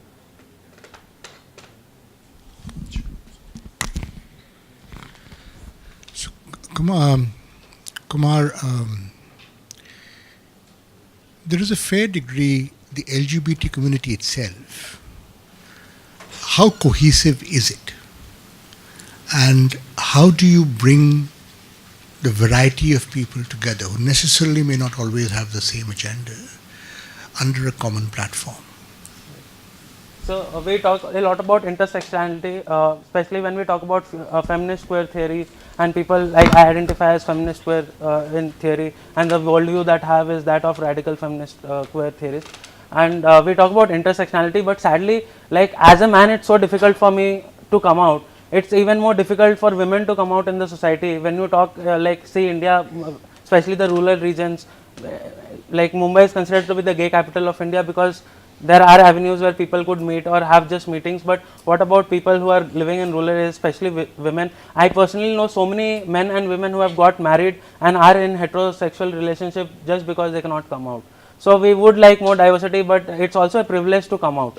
That is what I would say, and I feel that I am privileged to be in this position that I can stand here and fearlessly say that I'm out, and everyone has their own journey. It's not necessary that everyone will come out, but we'd like more diversity within the community as well, but this is how it is as of now. So one of the issues that we often see is somebody like you, who on the face of it, the appearance of it looks no different from anybody else. And then the variety of people who, in sense, wish to differentiate themselves by appearance. And oftentimes they're discriminated against because of the way they appear. How do you propose to address that issue? Right.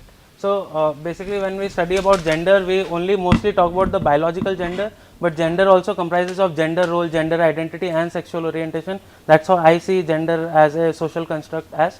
And when an individual is not following the general role or identity assigned by the larger normative society, it becomes a problem for discrimination by the society to the individual. So what you are talking about is being visibly queer. For someone like me, I'm also, like when I say that I identify as queer, most people will think that I'm gay, but I'm not. I identify as bisexual. Again, that's a stereotype that if a man is saying that they are talking about LGBT rights, then they have to be gay. So that's also a misconception, but there are many misconceptions. Like people are visibly queer, they have certain kind of attributes, their hand or body language is in a certain way. So, but then obviously they may or may not belong to the community, but then definitely they are discriminated. Anyone who does not belong in the gender category that the normative society subscribes is, I think, discriminated largely.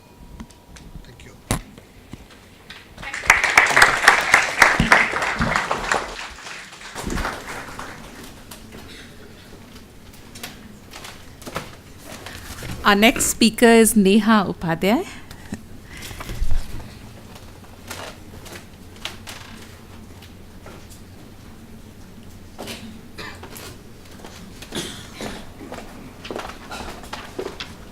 Namaskar everyone. Thank you for having me here and for giving me the opportunity to participate in the Future Leaders Connect. Thank you British Council for this opportunity once again, and the lovely students of Shiv Nadar University who are still here at 7 o'clock listening to all of us. My name is Neha Upadhyay. I run a social enterprise called Guna. We work in Leh, Ladakh and Sikkim with approximately 850 rural women farmers, and we make adequate use of solar technology for ecological agricultural practices. We have distributed about 70 solar low-cost portable, mobile and women-friendly solar cookers and solar dryers for efficient post-harvest management of organic produce. This has immensely benefited our farmers because organic farmers spend about 4 to 5 hours more on the field as compared to industrial and regular farmers. This also had an impact from stopping children dropping out of school, as our farmers, who are mostly women, spend more time with their children. Okay, so I have a question. I'm going to make it interactive. So when we say farmer, what is the image that pops up in your mind? Is it a man or a woman, like in the south, in the north? See, that's the bitter reality. So I'll share a statistic by United Nations Food and Agriculture Organization that in India, on 1 hectare of farmland, a woman farmer spends 3,485 hours, a male farmer spends about 1,212 hours, and a pair of bullocks spend 864 hours. So the contribution of a woman on 1 hectare of land in a week in India is more than that of the male farmer and a pair of bullocks combined. Along with that, she has to do household chores and look after her family. So this is the kind of strain that she goes through, and there is no mention of a woman farmer in our policy texts. I have mediated dialogue with Niti Aayog, as my organization is partners with Ministry of Environment, Forests and Climate Change, UNDP, Global Environment Facility, for our women farmers to have better health facilities and for their role to be highlighted in agriculture. It's such a stereotype. When we go down south, even on billboards, there will be a man in a lungi. In the north, a farmer is a man on a tractor with a turban. Even in America, it's a man with boots and cowboy hat, but actually all the work on the field is done by women. And in India and most of the developing countries, and sometimes even in the Western countries. In Ladakh, the village that I work in is 15,000 feet above sea level. It's towards Kargil, where there is always some sort of tension. There has been international water treaty where river Indus is allowed to flow from China and flow to Pakistan, but the villagers of Takmakchik have no access to the water.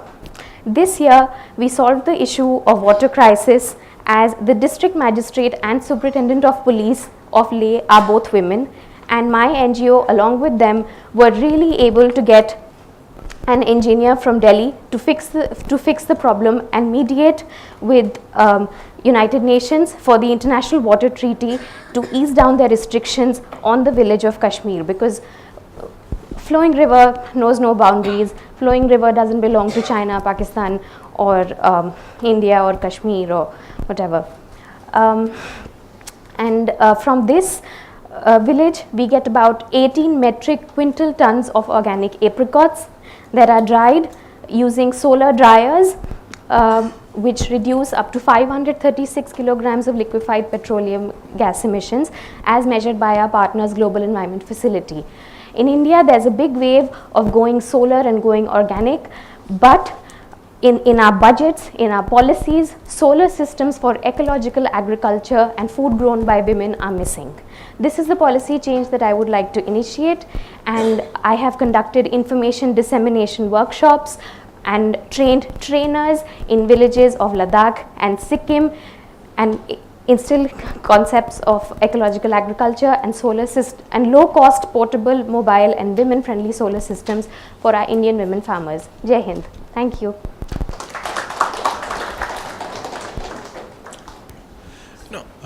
Neha, is there a particular reason why you chose Ladakh, or is it just the height, or is it more than that? Because there are other regions in India also which would have similar problems. So, and how do you connect the women farmer issue with a rural development issue? Yeah. And is there an implication there? Have you seen an implication with the people you have been working with, and what is the implication like? Sure. So going back to your first question, I have been born and raised in Delhi, and I am educated from England. I even won Social Impact in India by the British Council last year, and I really strongly believe in the power of women and in challenge. And this is something that I learned from my father. My father said, don't do anything easy, always do something difficult. And Leh, I found Ladakh, very few people and very few women who would actually leave the comforts of Delhi and Mumbai and work in such difficult regions. Most women NGOs working with women farmers were working in Haryana, Punjab, which were just 2 hours away. And I wanted challenge, and I wanted to be around strong women. Ladakh and Sikkim both have matriarchal societies, and it's been we've been working together for almost 5 years now. And those are the 2 reasons that I'm in those regions. Secondly, for implication, I think it's the mindset of the village. They really respect women, and I mean it. I'm from Delhi, so and I can just tell the difference. They really respect women. They really respect our intuitive native wisdom. So, and that's the reason why the district magistrate and superintendent of police in Leh are women. And when we created our women self-help groups, it was actually the men who were involved in transportation, logistics and training, who were very supportive, who were very supportive. They said, no, it's these women farmers, they know more about food, they know more about growing, and we should really take their knowledge into being. And so much so, initially when I started working, when I didn't have the support of the ministry or UNDP, I was going alone and doing everything peacefully and in a safe manner, and while everyone at home would get worried, where is she going in Kashmir and Kargil alone? So I was like, no, it's no problem. India is not so scary, and there are societies and tribes that really respect women.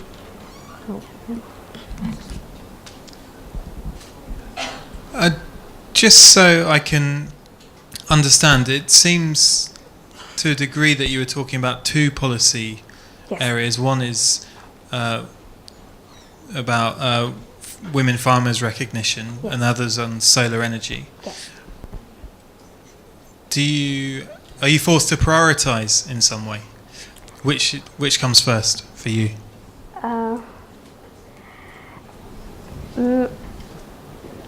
It's very difficult for me to choose and prioritize because India is a sunny land. We get 250 days of sunshine, and we should be ashamed of the underutilization of solar energy, especially in an agrarian economy where women are growing the food. However, I mean, going by what the students and all of you replied, everybody thinks a farmer is a man. You know, it's the most politicized concept. So while it's again very difficult to choose, but I would like to present it in an interlinked manner, that India being the largest and oldest agricultural society, a woman farmer spends 3,485 hours on 1 hectare of land in 1 week, and there is underutilization of solar energy. And when we combine the agrarian economy, food grown by women, and harness solar energy, we'll be a very strong nation. Well, very nice. Is there anything specific to the location, or can it be cascaded out to other locations? Do you actually see? No offense, but can it be applied to Haryana and Punjab that you talked about? Yes, ma'am, absolutely. Because, sorry. Yeah, so essentially you're talking about distributing a gadget and then probably training them, but this has to be self-sustained in a way, right? So I think, have you given some thought to that? Because otherwise your policy is actually not closing anything. So. So I'll start with your second question first, because our partners, Global Environment Facility, the head of Global Environment Facility was the former finance minister of Japan, and this was her first question. You know, money, cost, finance, how are we going to sustain it? And I understand all the good. So we, by distribution, we mean those regions get heavy subsidy on solar technology products, and we worked on a model of community contribution. We are hygienically drying and grading apricots from the dryers, for which we've created a value chain. We've connected remote organic farmers to New Delhi, and on our packaging we say organic solar dried products, and if you go to the village, last 3 years they were saying organic apricots, now they've also learned organic and solar. So that's where our sustainability model comes. From the solar cooker, the problem of the time spent on cooking has reduced, because even the men now have started cooking because they have a gadget, and they make rice and breads and biscuits. Sometimes when they have more breads and biscuits, they even sell it in the local market, and it was very, very cheap, and that's our USP. Our solar cooker costs 1,500 rupees. It was designed in New Delhi.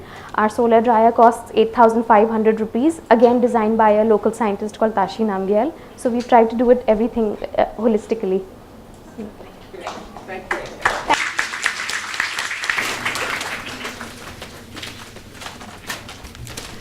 Our next speaker is Ronak Jain.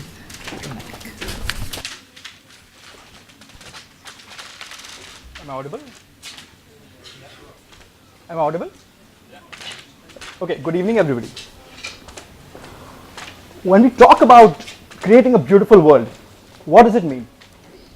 To my mind, it is the holistic development and the progress of humanity and its surroundings to be able to craft a happy and a fulfilling life. This progress has been generally envisioned in the Sustainable Development Goals of the United Nations. At a deeper level, it is not only the socio-economic growth, but also the personal development of a human, which gives him a well-rounded life of about 7, 8, 9 decades. So who is responsible to drive this development? Naturally, all of us are responsible. But what is striking about today's world demography of 7.5 billion people is that we have the largest youth population the history of mankind has ever seen. This phase of life brings with it high motivation, energy, fresh ideas and perspectives, and ambition, and a lot of curiosity. The youth are also diverse across the world, and they have their unique challenges. But whichever part of the world they belong to, they have the potential to contribute to the sustainable development goals if strategic investments and contextualized opportunities are provided for them which are streamlined to the goals of the nation. The case becomes even stronger because certain issues like education, employment, technology directly or indirectly impact the growing young population, especially here in India, where about 65% of the population is below the age of 35, and we have a great diversity in youth. So what is the best way we can leverage the potential of youth to drive the development and policy goals? The most effective way, according to me, is by enhancing the engagement of the youth in public life through participation in political processes, policy making, democratic governance, and decision making. Globally, the evidence suggests that the participation of the youth in policy and political sphere has been low, especially through institutionalized mechanisms. Although the advent of the social media and the digital media in the last few years has given a voice to the youth, but how much that actually translates into sustained participation in governance is unclear. So what is the solution? I believe that the policy framework around which youth engagement strategies and action plans should be designed should have 4 key aspects. First, how do you actually increase the political representation of the youth in institutions at all levels? Number 2, how do you actually include youth outside the political system to be a part of it? By making it more rewarding, by making it attractive, so that in the future they are politically active and then they understand the implications of various policy options. Third, how do we create civic engagement and governance platforms which will empower the youth to form informed opinions and views about various development policy areas? Participation in youth parliaments, in fellowships, internships, capacity building sessions, policy exposures are some of the ways, and the tools which the youth can leverage to track the work of the government and parliament. Now, in my endeavor over the last few years, I've tried to implement some of these solutions by leading something called the Legislative Assistance to Members of Parliament Fellowship, the LAM Fellowship, which essentially gives a platform to bright young youth to learn public policy making by working with a member of parliament and by contributing to policy making at the highest level. I've also created some websites, one website and social and online platforms which allows the youth to track the work of their elected representatives and also to understand certain legislation and policies. Which brings me to the final question. How will the youth be able to do all of these things? How will you be able to do all of these things? It is only possible if you're fit, if you're healthy, both physically and mentally. Now, what I offer now is a policy option where the policy around education systems, around health and policy should be redesigned to not only include modules which help in building knowledge-based and intellectual capacity, but which also help in building character, personality, and strengthening the emotional quotient in today's complex world. Modules around yoga, meditation, teamwork, stress and conflict management, value education are some of the ways. Hence, once the youth crosses the age of adolescence, he will not only be a well-rounded, productive individual, but also an agent of peace, prosperity, and happiness to the rest of the world. Thank you. Thank you very much for that. How do you get the youth voice structurally recognised within a kind of parliamentary system? So going to one of the questions from the audience, they talk about no retirement age for MPs and how that hinders the admission of youth into the parliamentary structures. How would you undo some of that? Yeah, so I think traditionally the only two ways to enter the public life was either through political participation, joining political party, or by giving a civic the civil services examination. But today, I think to be able to be a member of parliament in India, there are certain notions which we have. First, that you have to be, either a dynast, or you have to have the muscle power, the financial power, or you have to have some kind of a, exposure to the political class from your childhood.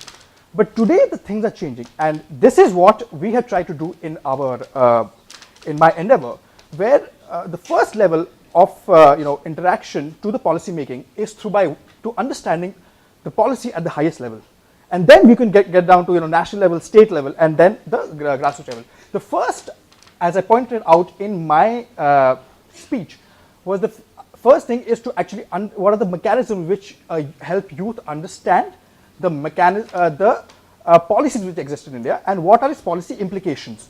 So enough platforms have to be provided for them to get exposure to policy making and to govern it through internships, fellowships, and all of these things.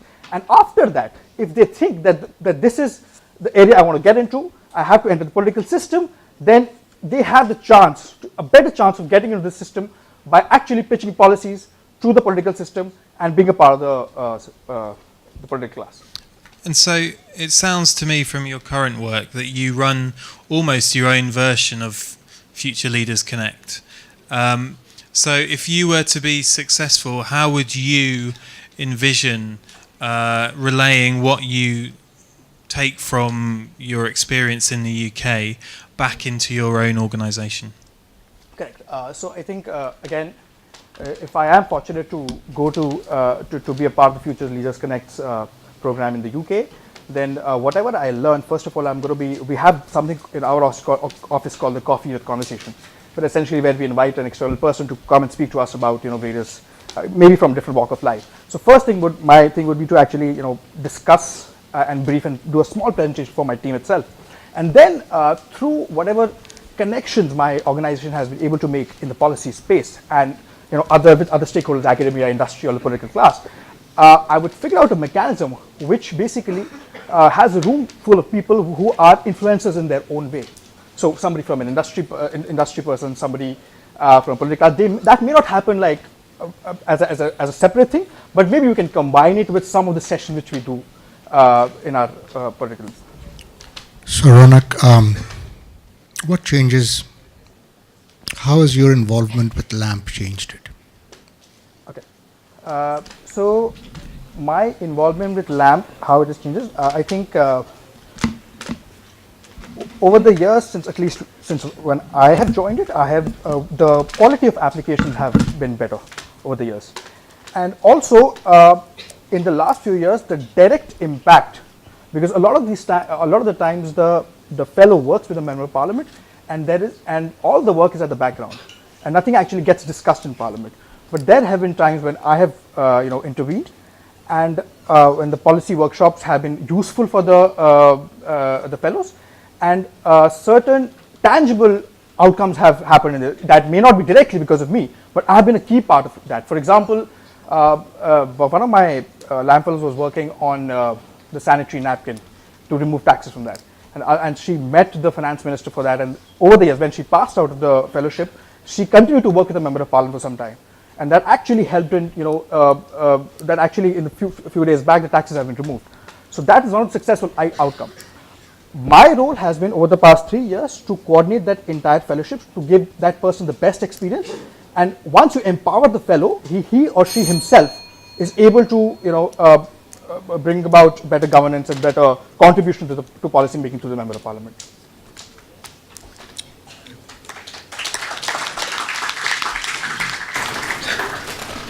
So thank you, Ronak.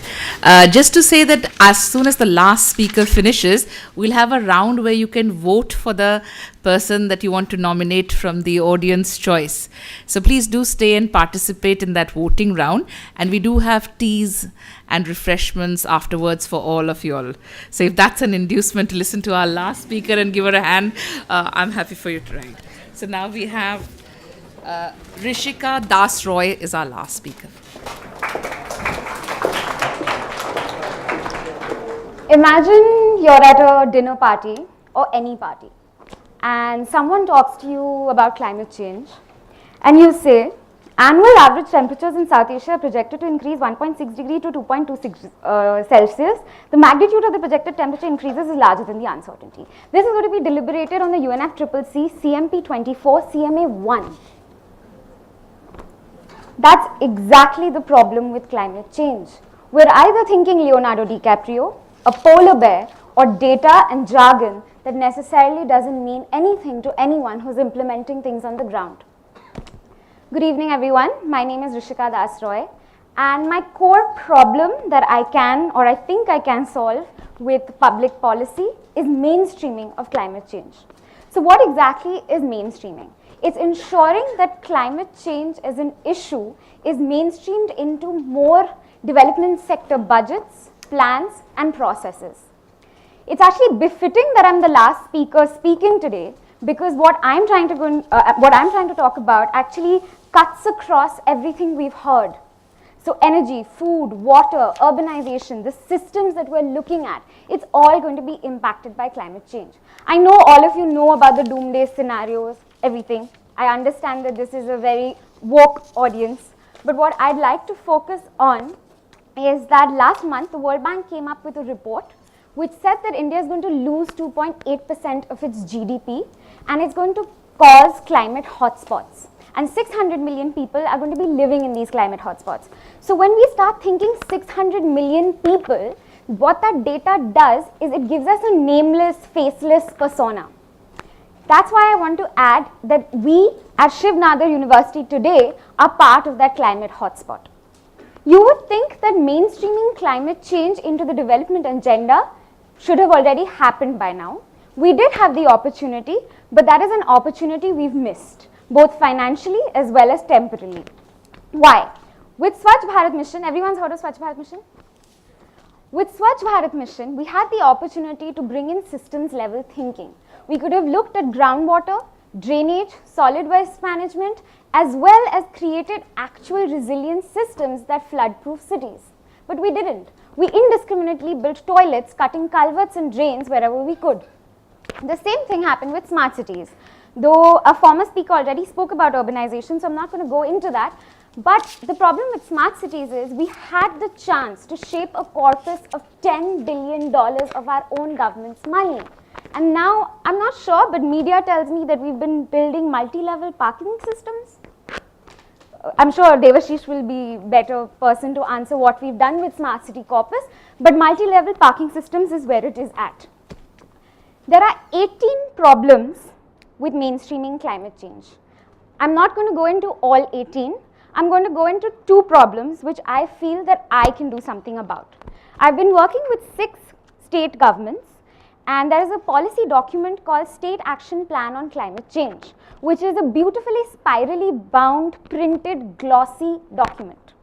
No bureaucrat ever looks at it. Why? Because nobody actually wants to talk about climate change, and that's the core problem that we're getting at. How can we solve this problem? By creating sectoral entry points.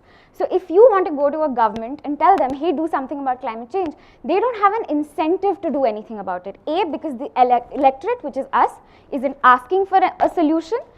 B, the bureaucrat or the policy maker in position has to invest now to see benefits or reap benefits of his investment in 2030. So the cost benefit for him is beyond his policy or electoral cycle. So if any rational person would sort of couch his inaction against this fact. So what can we do? Find sectoral entry points. And this is something that I've already done with the governments of, say, Maharashtra, Bihar, Odisha, Chhattisgarh, where, for example, the Chief Minister of Bihar had a huge problem with Kosi flooding annually. And the problem was silt. And we had the challenge of making silt commercially viable. And what we did is we didn't talk about climate change first. We positioned different sectoral angles so that policymakers can understand what climate change is all about. The second problem is interdepartmental tu-tu mein. The minute people hear climate change, they're like, nahi, climate change वालों के पास जाइए, हमारे पास क्यों आए? They don't see the cross-sectoral linkages between water, agriculture, food, urbanization. So that systems level thinking is missing. And with that, since that was my bell to end, I'd like to conclude by saying, if we want to mainstream, we need to remember two things. One, we need to know how to communicate to the right audience. We need to communicate the right incentive to the right audience. And more importantly, we need to create an enabling network, which includes you, me, civil society, NGOs, influencers, to get climate change mainstreamed into the development agenda. Thank you.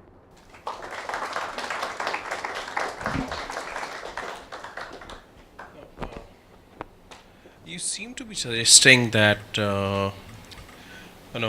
smart cities, urbanization, and climate change, mainstreaming of climate change is an either or kind of a situation.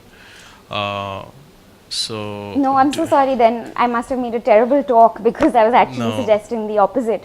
I was saying that instead of looking at it as buckets of urbanization, climate change, agriculture, we need to add in a climate change lens through all of the sectors. Okay. Okay. So, we have a question there which says, when the Paris Accords were a voluntary treaty, how do we force the government to have policy change? Right? So, how do you respond to that? That's actually a great question, and I was actually the person typing that question because that was me. I was all about forcing the government to do something, and the government should act on climate change and India should lead the way. And that's when I realized, when you become a part of the system and when you work with policymakers, you realize how slow and imperceptible that process is. So it's not always about forcing as much as it is about influencing. And that's the task that I have as a future leader, to work with governments. Because anyone who's worked with governments will know that even if there is civil society pressure, it tantamounts to nothing till all levers of the government, right from the top to the bottom or from the bottom to the top, start moving in cohesion. I'm going to interpret one of the statements from an audience member, and that's just about, what do you do when actually there are some very vocal, global, loud voices that are saying climate change doesn't exist? I'm sure all of us know who that one particular global voice is, and but I'm sure that I think all of the age of denying climate change is over. So I mean, if you really want to side with voices or believe voices, that's a part of the communication challenge. That means we as practitioners have not done our jobs well enough, and that gives me scope to work with the sectoral linkages that I was talking to you. Because in India, if we talk about climate change, it means nothing.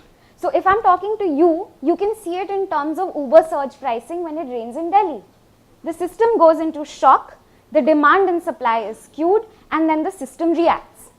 If I want to explain it to an audience in, say, Chhattisgarh, in Kodba or Vidarbha in Maharashtra, I'm going to explain it to him through Roti Kapda Makan. So similarly, I'm going to talk to, say, a certain person who we're not naming currently. If he still denies climate change, or large political leaders still deny climate change, there are people in his own country that is for civil society in that country to take up, which they have. And even if US pulls out of the Paris Accords, which it has, there is enough federal structures in place. For example, the Mayor's Compact in California still is a treaty to the Paris Accords. So it opens up new spaces of subnational governance, and it gives more power at the federal structure to do something. Very nice. Actually, the point I wanted to make is that it's a very complex one. So my question may take really long. So I'll just move quickly.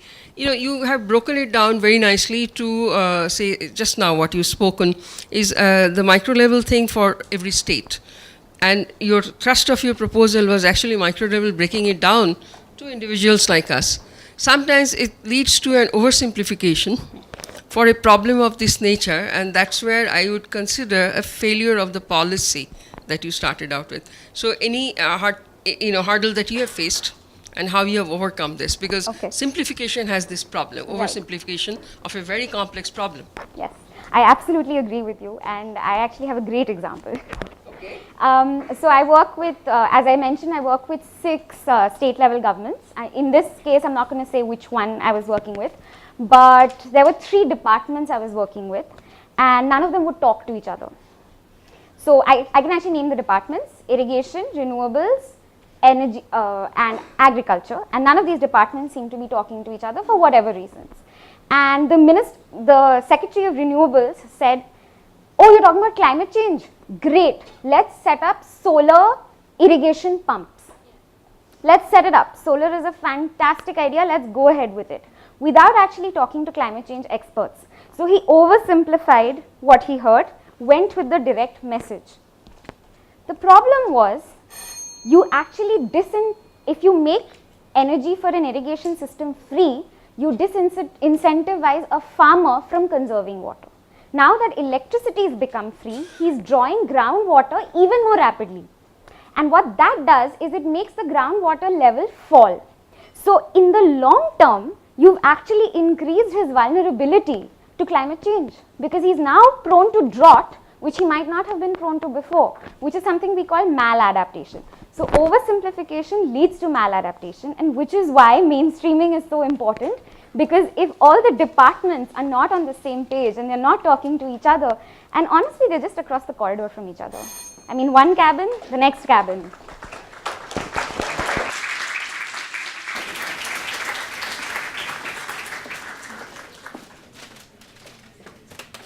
So thank you to all the speakers. We're going to send the judges off to huddle around. And in the meanwhile, my colleague's going to bring on the voting slide so that you all get an option. So Tom, will you lead away to the, Vishu. Yes, Vishu's got there. She's going to lead you away.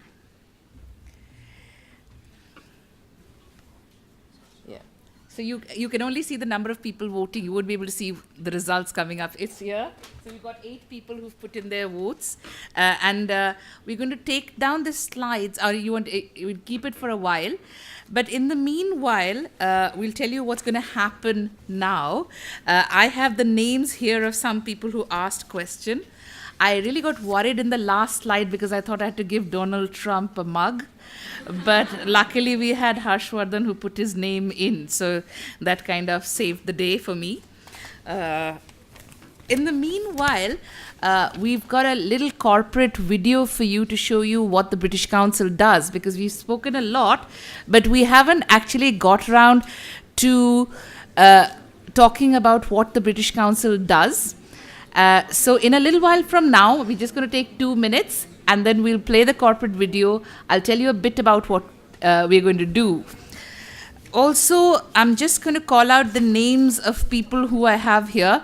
So is there one Mr. Tevatia? Is he still here? No? Okay. Do we have Pankaj, ME, 4th year? Yes, please. Do you want to come and take one of the seats here so that we can call you out quickly? Come here, please. Yeah. Then we have Anant. Is Anant here?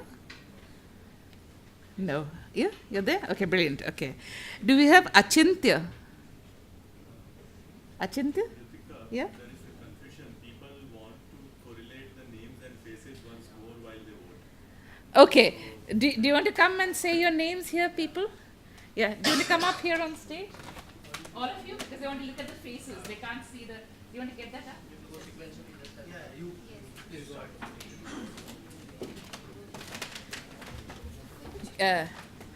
They will look at you, they can't relate the face with the name because they have seen you only for 10 minutes in their lives, Asha. Then go on together.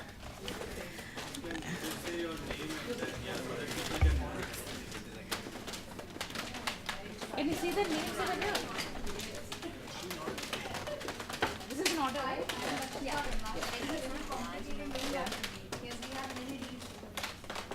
They can see it in your mobile phones. You can see the names clearly. So, yeah, it's okay. You want to say your names, please, Asha?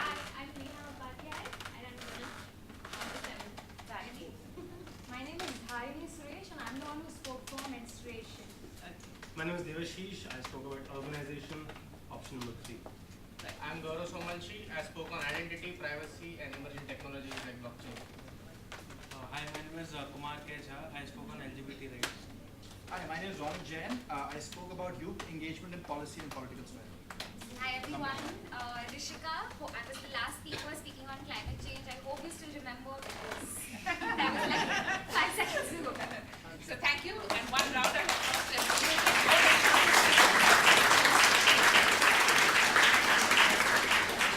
It's just that they're working and they've heard so people for so long and they're very serious. Very serious. That's why they don't vote for them.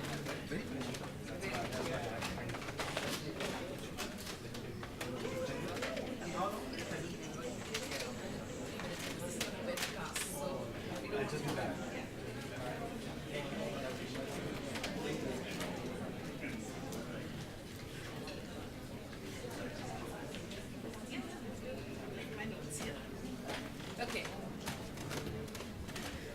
So you can see the rapidly rising votes on the side. It's exciting. To tell you that it's going to be remote voting as well. So if you have, our panelists have followers, leaders always have to have followers, right? So there's going to be some of that as well. So if you're wondering how the numbers have increased beyond the audience here today, it's beyond this room as well. So people have been listening in. And it's been exciting. But what we're going to listen to now, and you can see the names on your mobile phone, so even if this slide is not up there, on the mobile phones they will continue to remain visible. And I'm going to request the little video to come on. Go for it.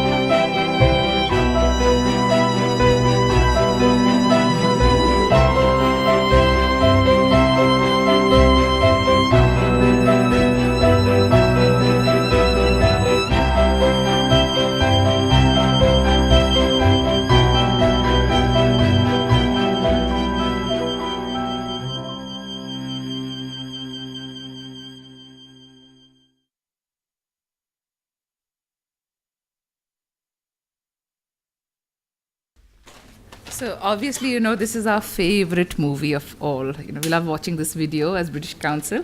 But to tell you a little bit about what British Council does in India, we have 8 libraries in the cities of Delhi, Chandigarh, Kolkata, Hyderabad, Bangalore, Pune, Ahmedabad, and Chennai. So those are our offices. But today, those of you who are on our list, our panel members and list of those who get question prizes, you can actually go onto our digital and online library. So we'll be gifting you an online library membership. So you'll get a little bit more than a mug because our online library membership actually allows you access to lots and lots of books. It's got access to indie flicks, it's got access to journals, textbooks, it's got lots of entertainment, theatre and drama. So I'm sure that it'll really be exciting for all of, those of you who get it, but all of you can get it on a subscription. So that's what's going to be the prize for that. So that's a lucky one for everybody. Also, besides our libraries, you may be aware that we have English language teaching, which happens in different centers. So our offices have English language teaching courses, and you know that we are one of the major organization that actually conducts the IELTS examination. So if you're planning to go abroad, and if you want to take an IELTS exams, which is compulsory for many as a proof of your language, whether you're going to work or you're going to study, British Council conducts loads and loads and loads of these exams. It has lots and lots of free resources which you can try out on your mobile phones at any given point of time. So one of the exciting things that we have, a product is called Mix the Body. If you do Mix the Body, it's on choreography and dance, and it allows you to pick moves, musicians, and choreograph your own piece. You can also get onto your phones and look at a site called the English Channel, which gives ways for mobile technology to bring English language learning, and it's completely free. So if you want to go on and try that, have a look at that, and you can then go on and experiment with many of the other resources. If you have younger brothers and sisters, younger children, who would like to learn English language, there's lots and lots of fun and games available on mobile technology for that. So do visit our physical library. I know it's going to be a long way from Shivnadar, but if you're in CP and would like to come and visit us, we also have lots and lots of our arts and cultural programs. And in November and February each year, so this year on 24th November, we have the Education UK exhibition at our premises, and you can come in. And if you would like to meet representatives of UK universities, that would be a good time to come and visit us. So do drop in and say hello to us, visit our library, and take a look at the facilities that are available over there. If you have any questions to me, and we don't have the fancy Mentimeter, but you can even ask me a direct question on the British Council. So if you're interested in anything, to learn anything about that, I'm happy to take questions. Yeah?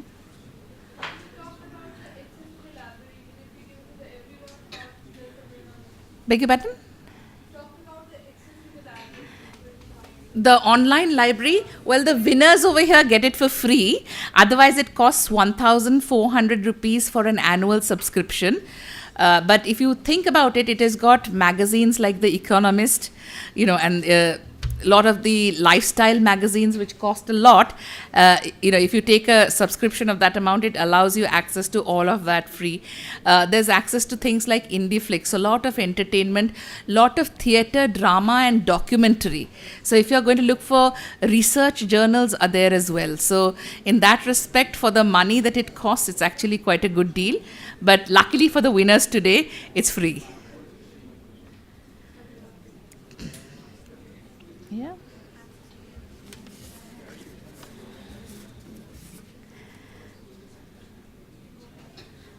So can I quickly go over the winners once again? It's Mr. Tevtia. Who's that? Do we have the person? Say, Mr. Tevtia. He was the first one who asked us the question. No, he's probably left. Okay. Pankaj is here, right? Pankaj? Yeah, okay. Do we have Anant? Yes, you're there. Achintya?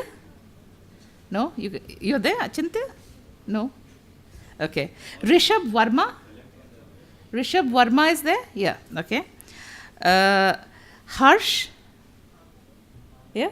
Yeah. Do you want to come forward? Because, yes, please. And do you have Harshvardhan? First, same. So you used Harsh once? Okay. Yeah. Okay, 160 words. Yeah, great. So we'll just wait. I'm sure you want to join the main part of the prize distribution and you don't want your mugs from me, so we'll wait. But the one thing I can request you to do is if you can quickly go over to Abhishek and give him your... Abhishek, do you have those cards for this thing? To give you an library membership, we need your mobile details and your name because it has to be by person. For all the other people, there are flyers and leaflets available on the British Council Teaching Centre and libraries available. Do collect them when you're leaving, when you go for your refreshments. We'd look forward to that. You have to collect those cards. Take it to them. So we've had 406 votes, as you can see. So fantastic amount of participation. Yes. So you wouldn't imagine so many people all over would be interested, right? And it's growing every minute it's on.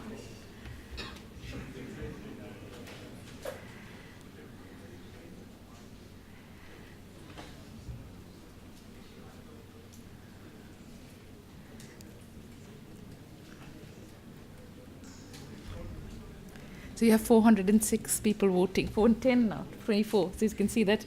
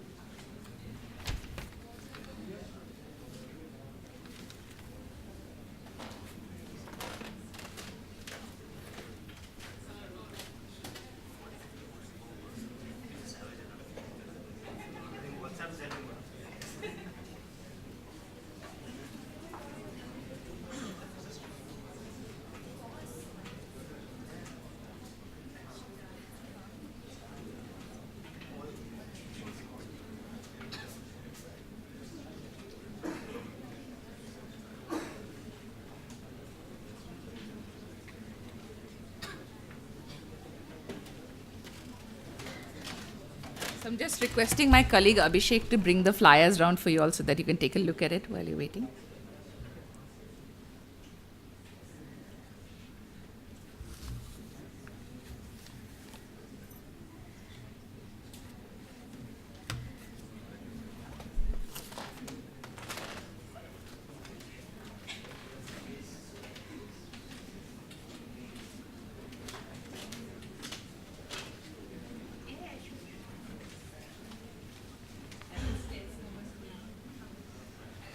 I'm just wondering how long it's going to last. I don't know, I'm just wondering how soon is it?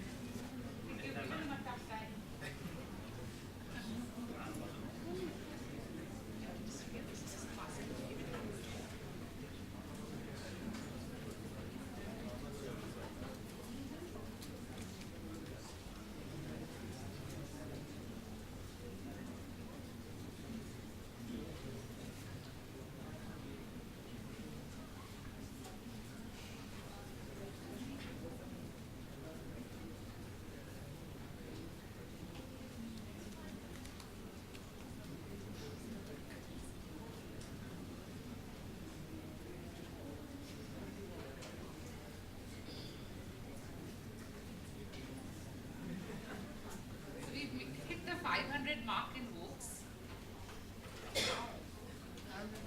How? Because everyone can WhatsApp that. The live stream is just in YouTube. Yeah. There are 100 people max.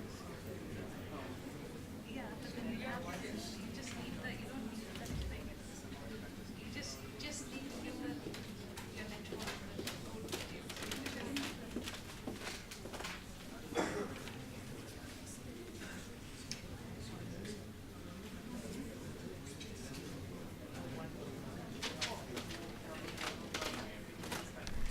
Right. So we have, you'll be pleased to know, Tom, 522 votes come. How is the question? That's the question that everyone, you can remotely vote. We have our global teams voting for it as well. So, yes, still going. That's absolutely because leaders need followers. So we really do have leaders here. So we're going to let this go for just 1 minute and we'll stop it and take a vote. So that's people actually signing in and doing something. Oh. Okay. Are you sure you can't vote multiple times? Yeah, I tried. You tried. Okay, so we're going to have this real moment when we're going to see who the winner is. I'm going to request Abhishek to hit the show the winner button. And I'm nervous.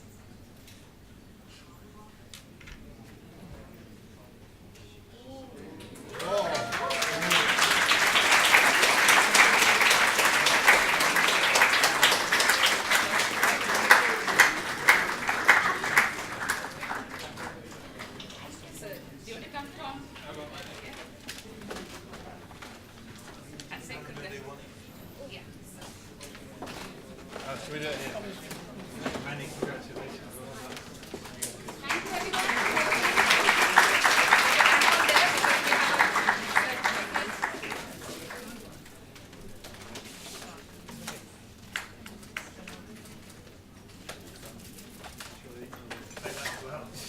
And the tray? No. Sorry, we can't afford that. Well done again. That's really nice stuff. Now the other winners are, and these are by the panelists who have spent some time deliberating on this. So we have Gaurav Somvanshi. And can I request Dr. Rupamanjari Ghosh to come and give away the prize? Come on stage.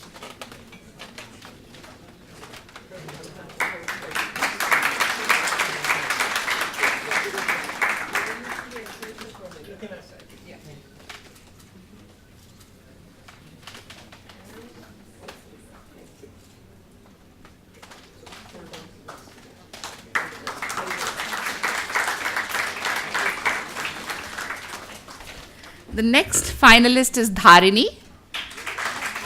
Can I request Professor Partha Mukhopadhyay to come and give away the prize to her?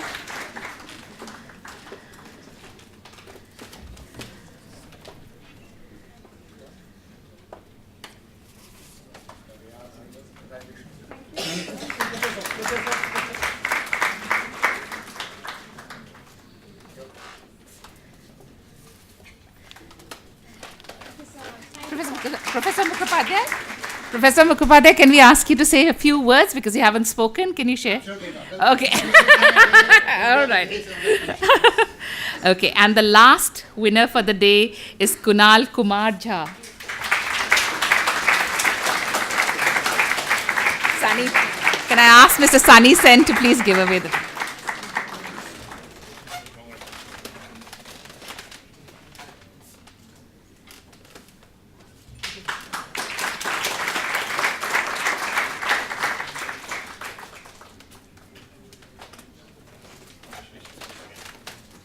Mr. Sen, would you like to say something? Are you okay? Then I'm just going to request Tom to come and close it. For the last time, say thank you to our wonderful audience. And come forward for a group. Yeah, and also, okay, I couldn't have forgotten this. You have another job, Tom, which is to give certificates to our other finalists as well. Yeah, see? Yeah. Please come forward, and then we just give the certificates, and then you can say 2 words. Yeah.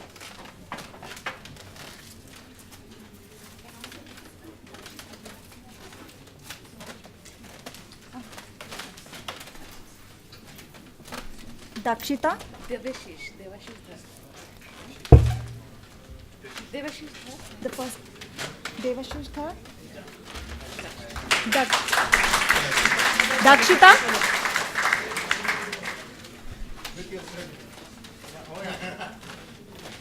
Neha Upadhyay.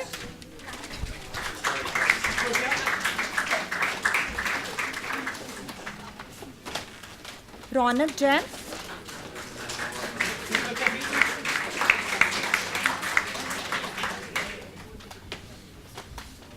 Asha Jomis.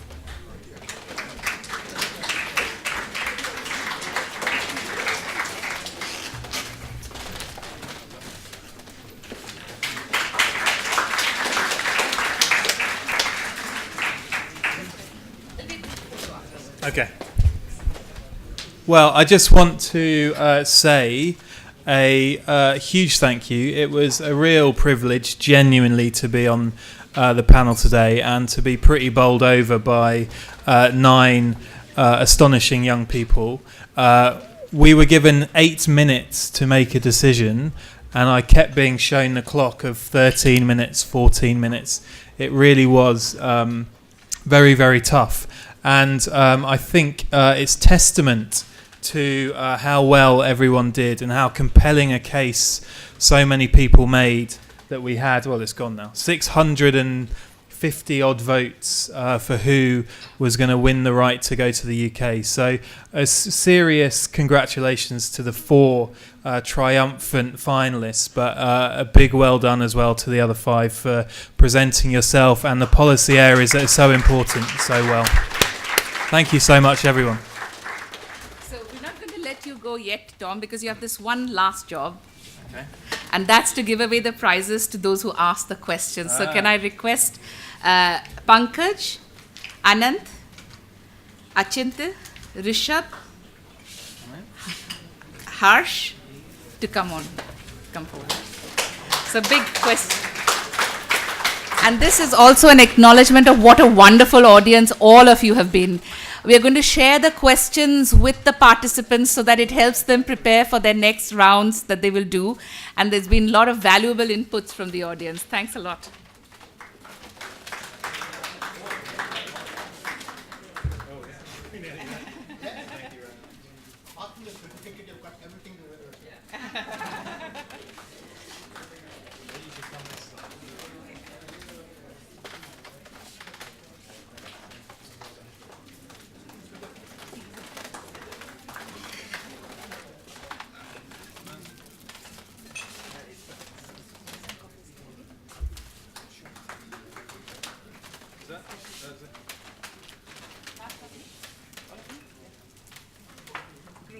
Okay. So for everyone else, there's teas and coffees and refreshments. Please do go for that and enjoy yourself. For the winners and the finalists, can we have a group photo here? So, yeah. And the panel members as well. Please do come for records and so that we remember what a great day it's been with all of you.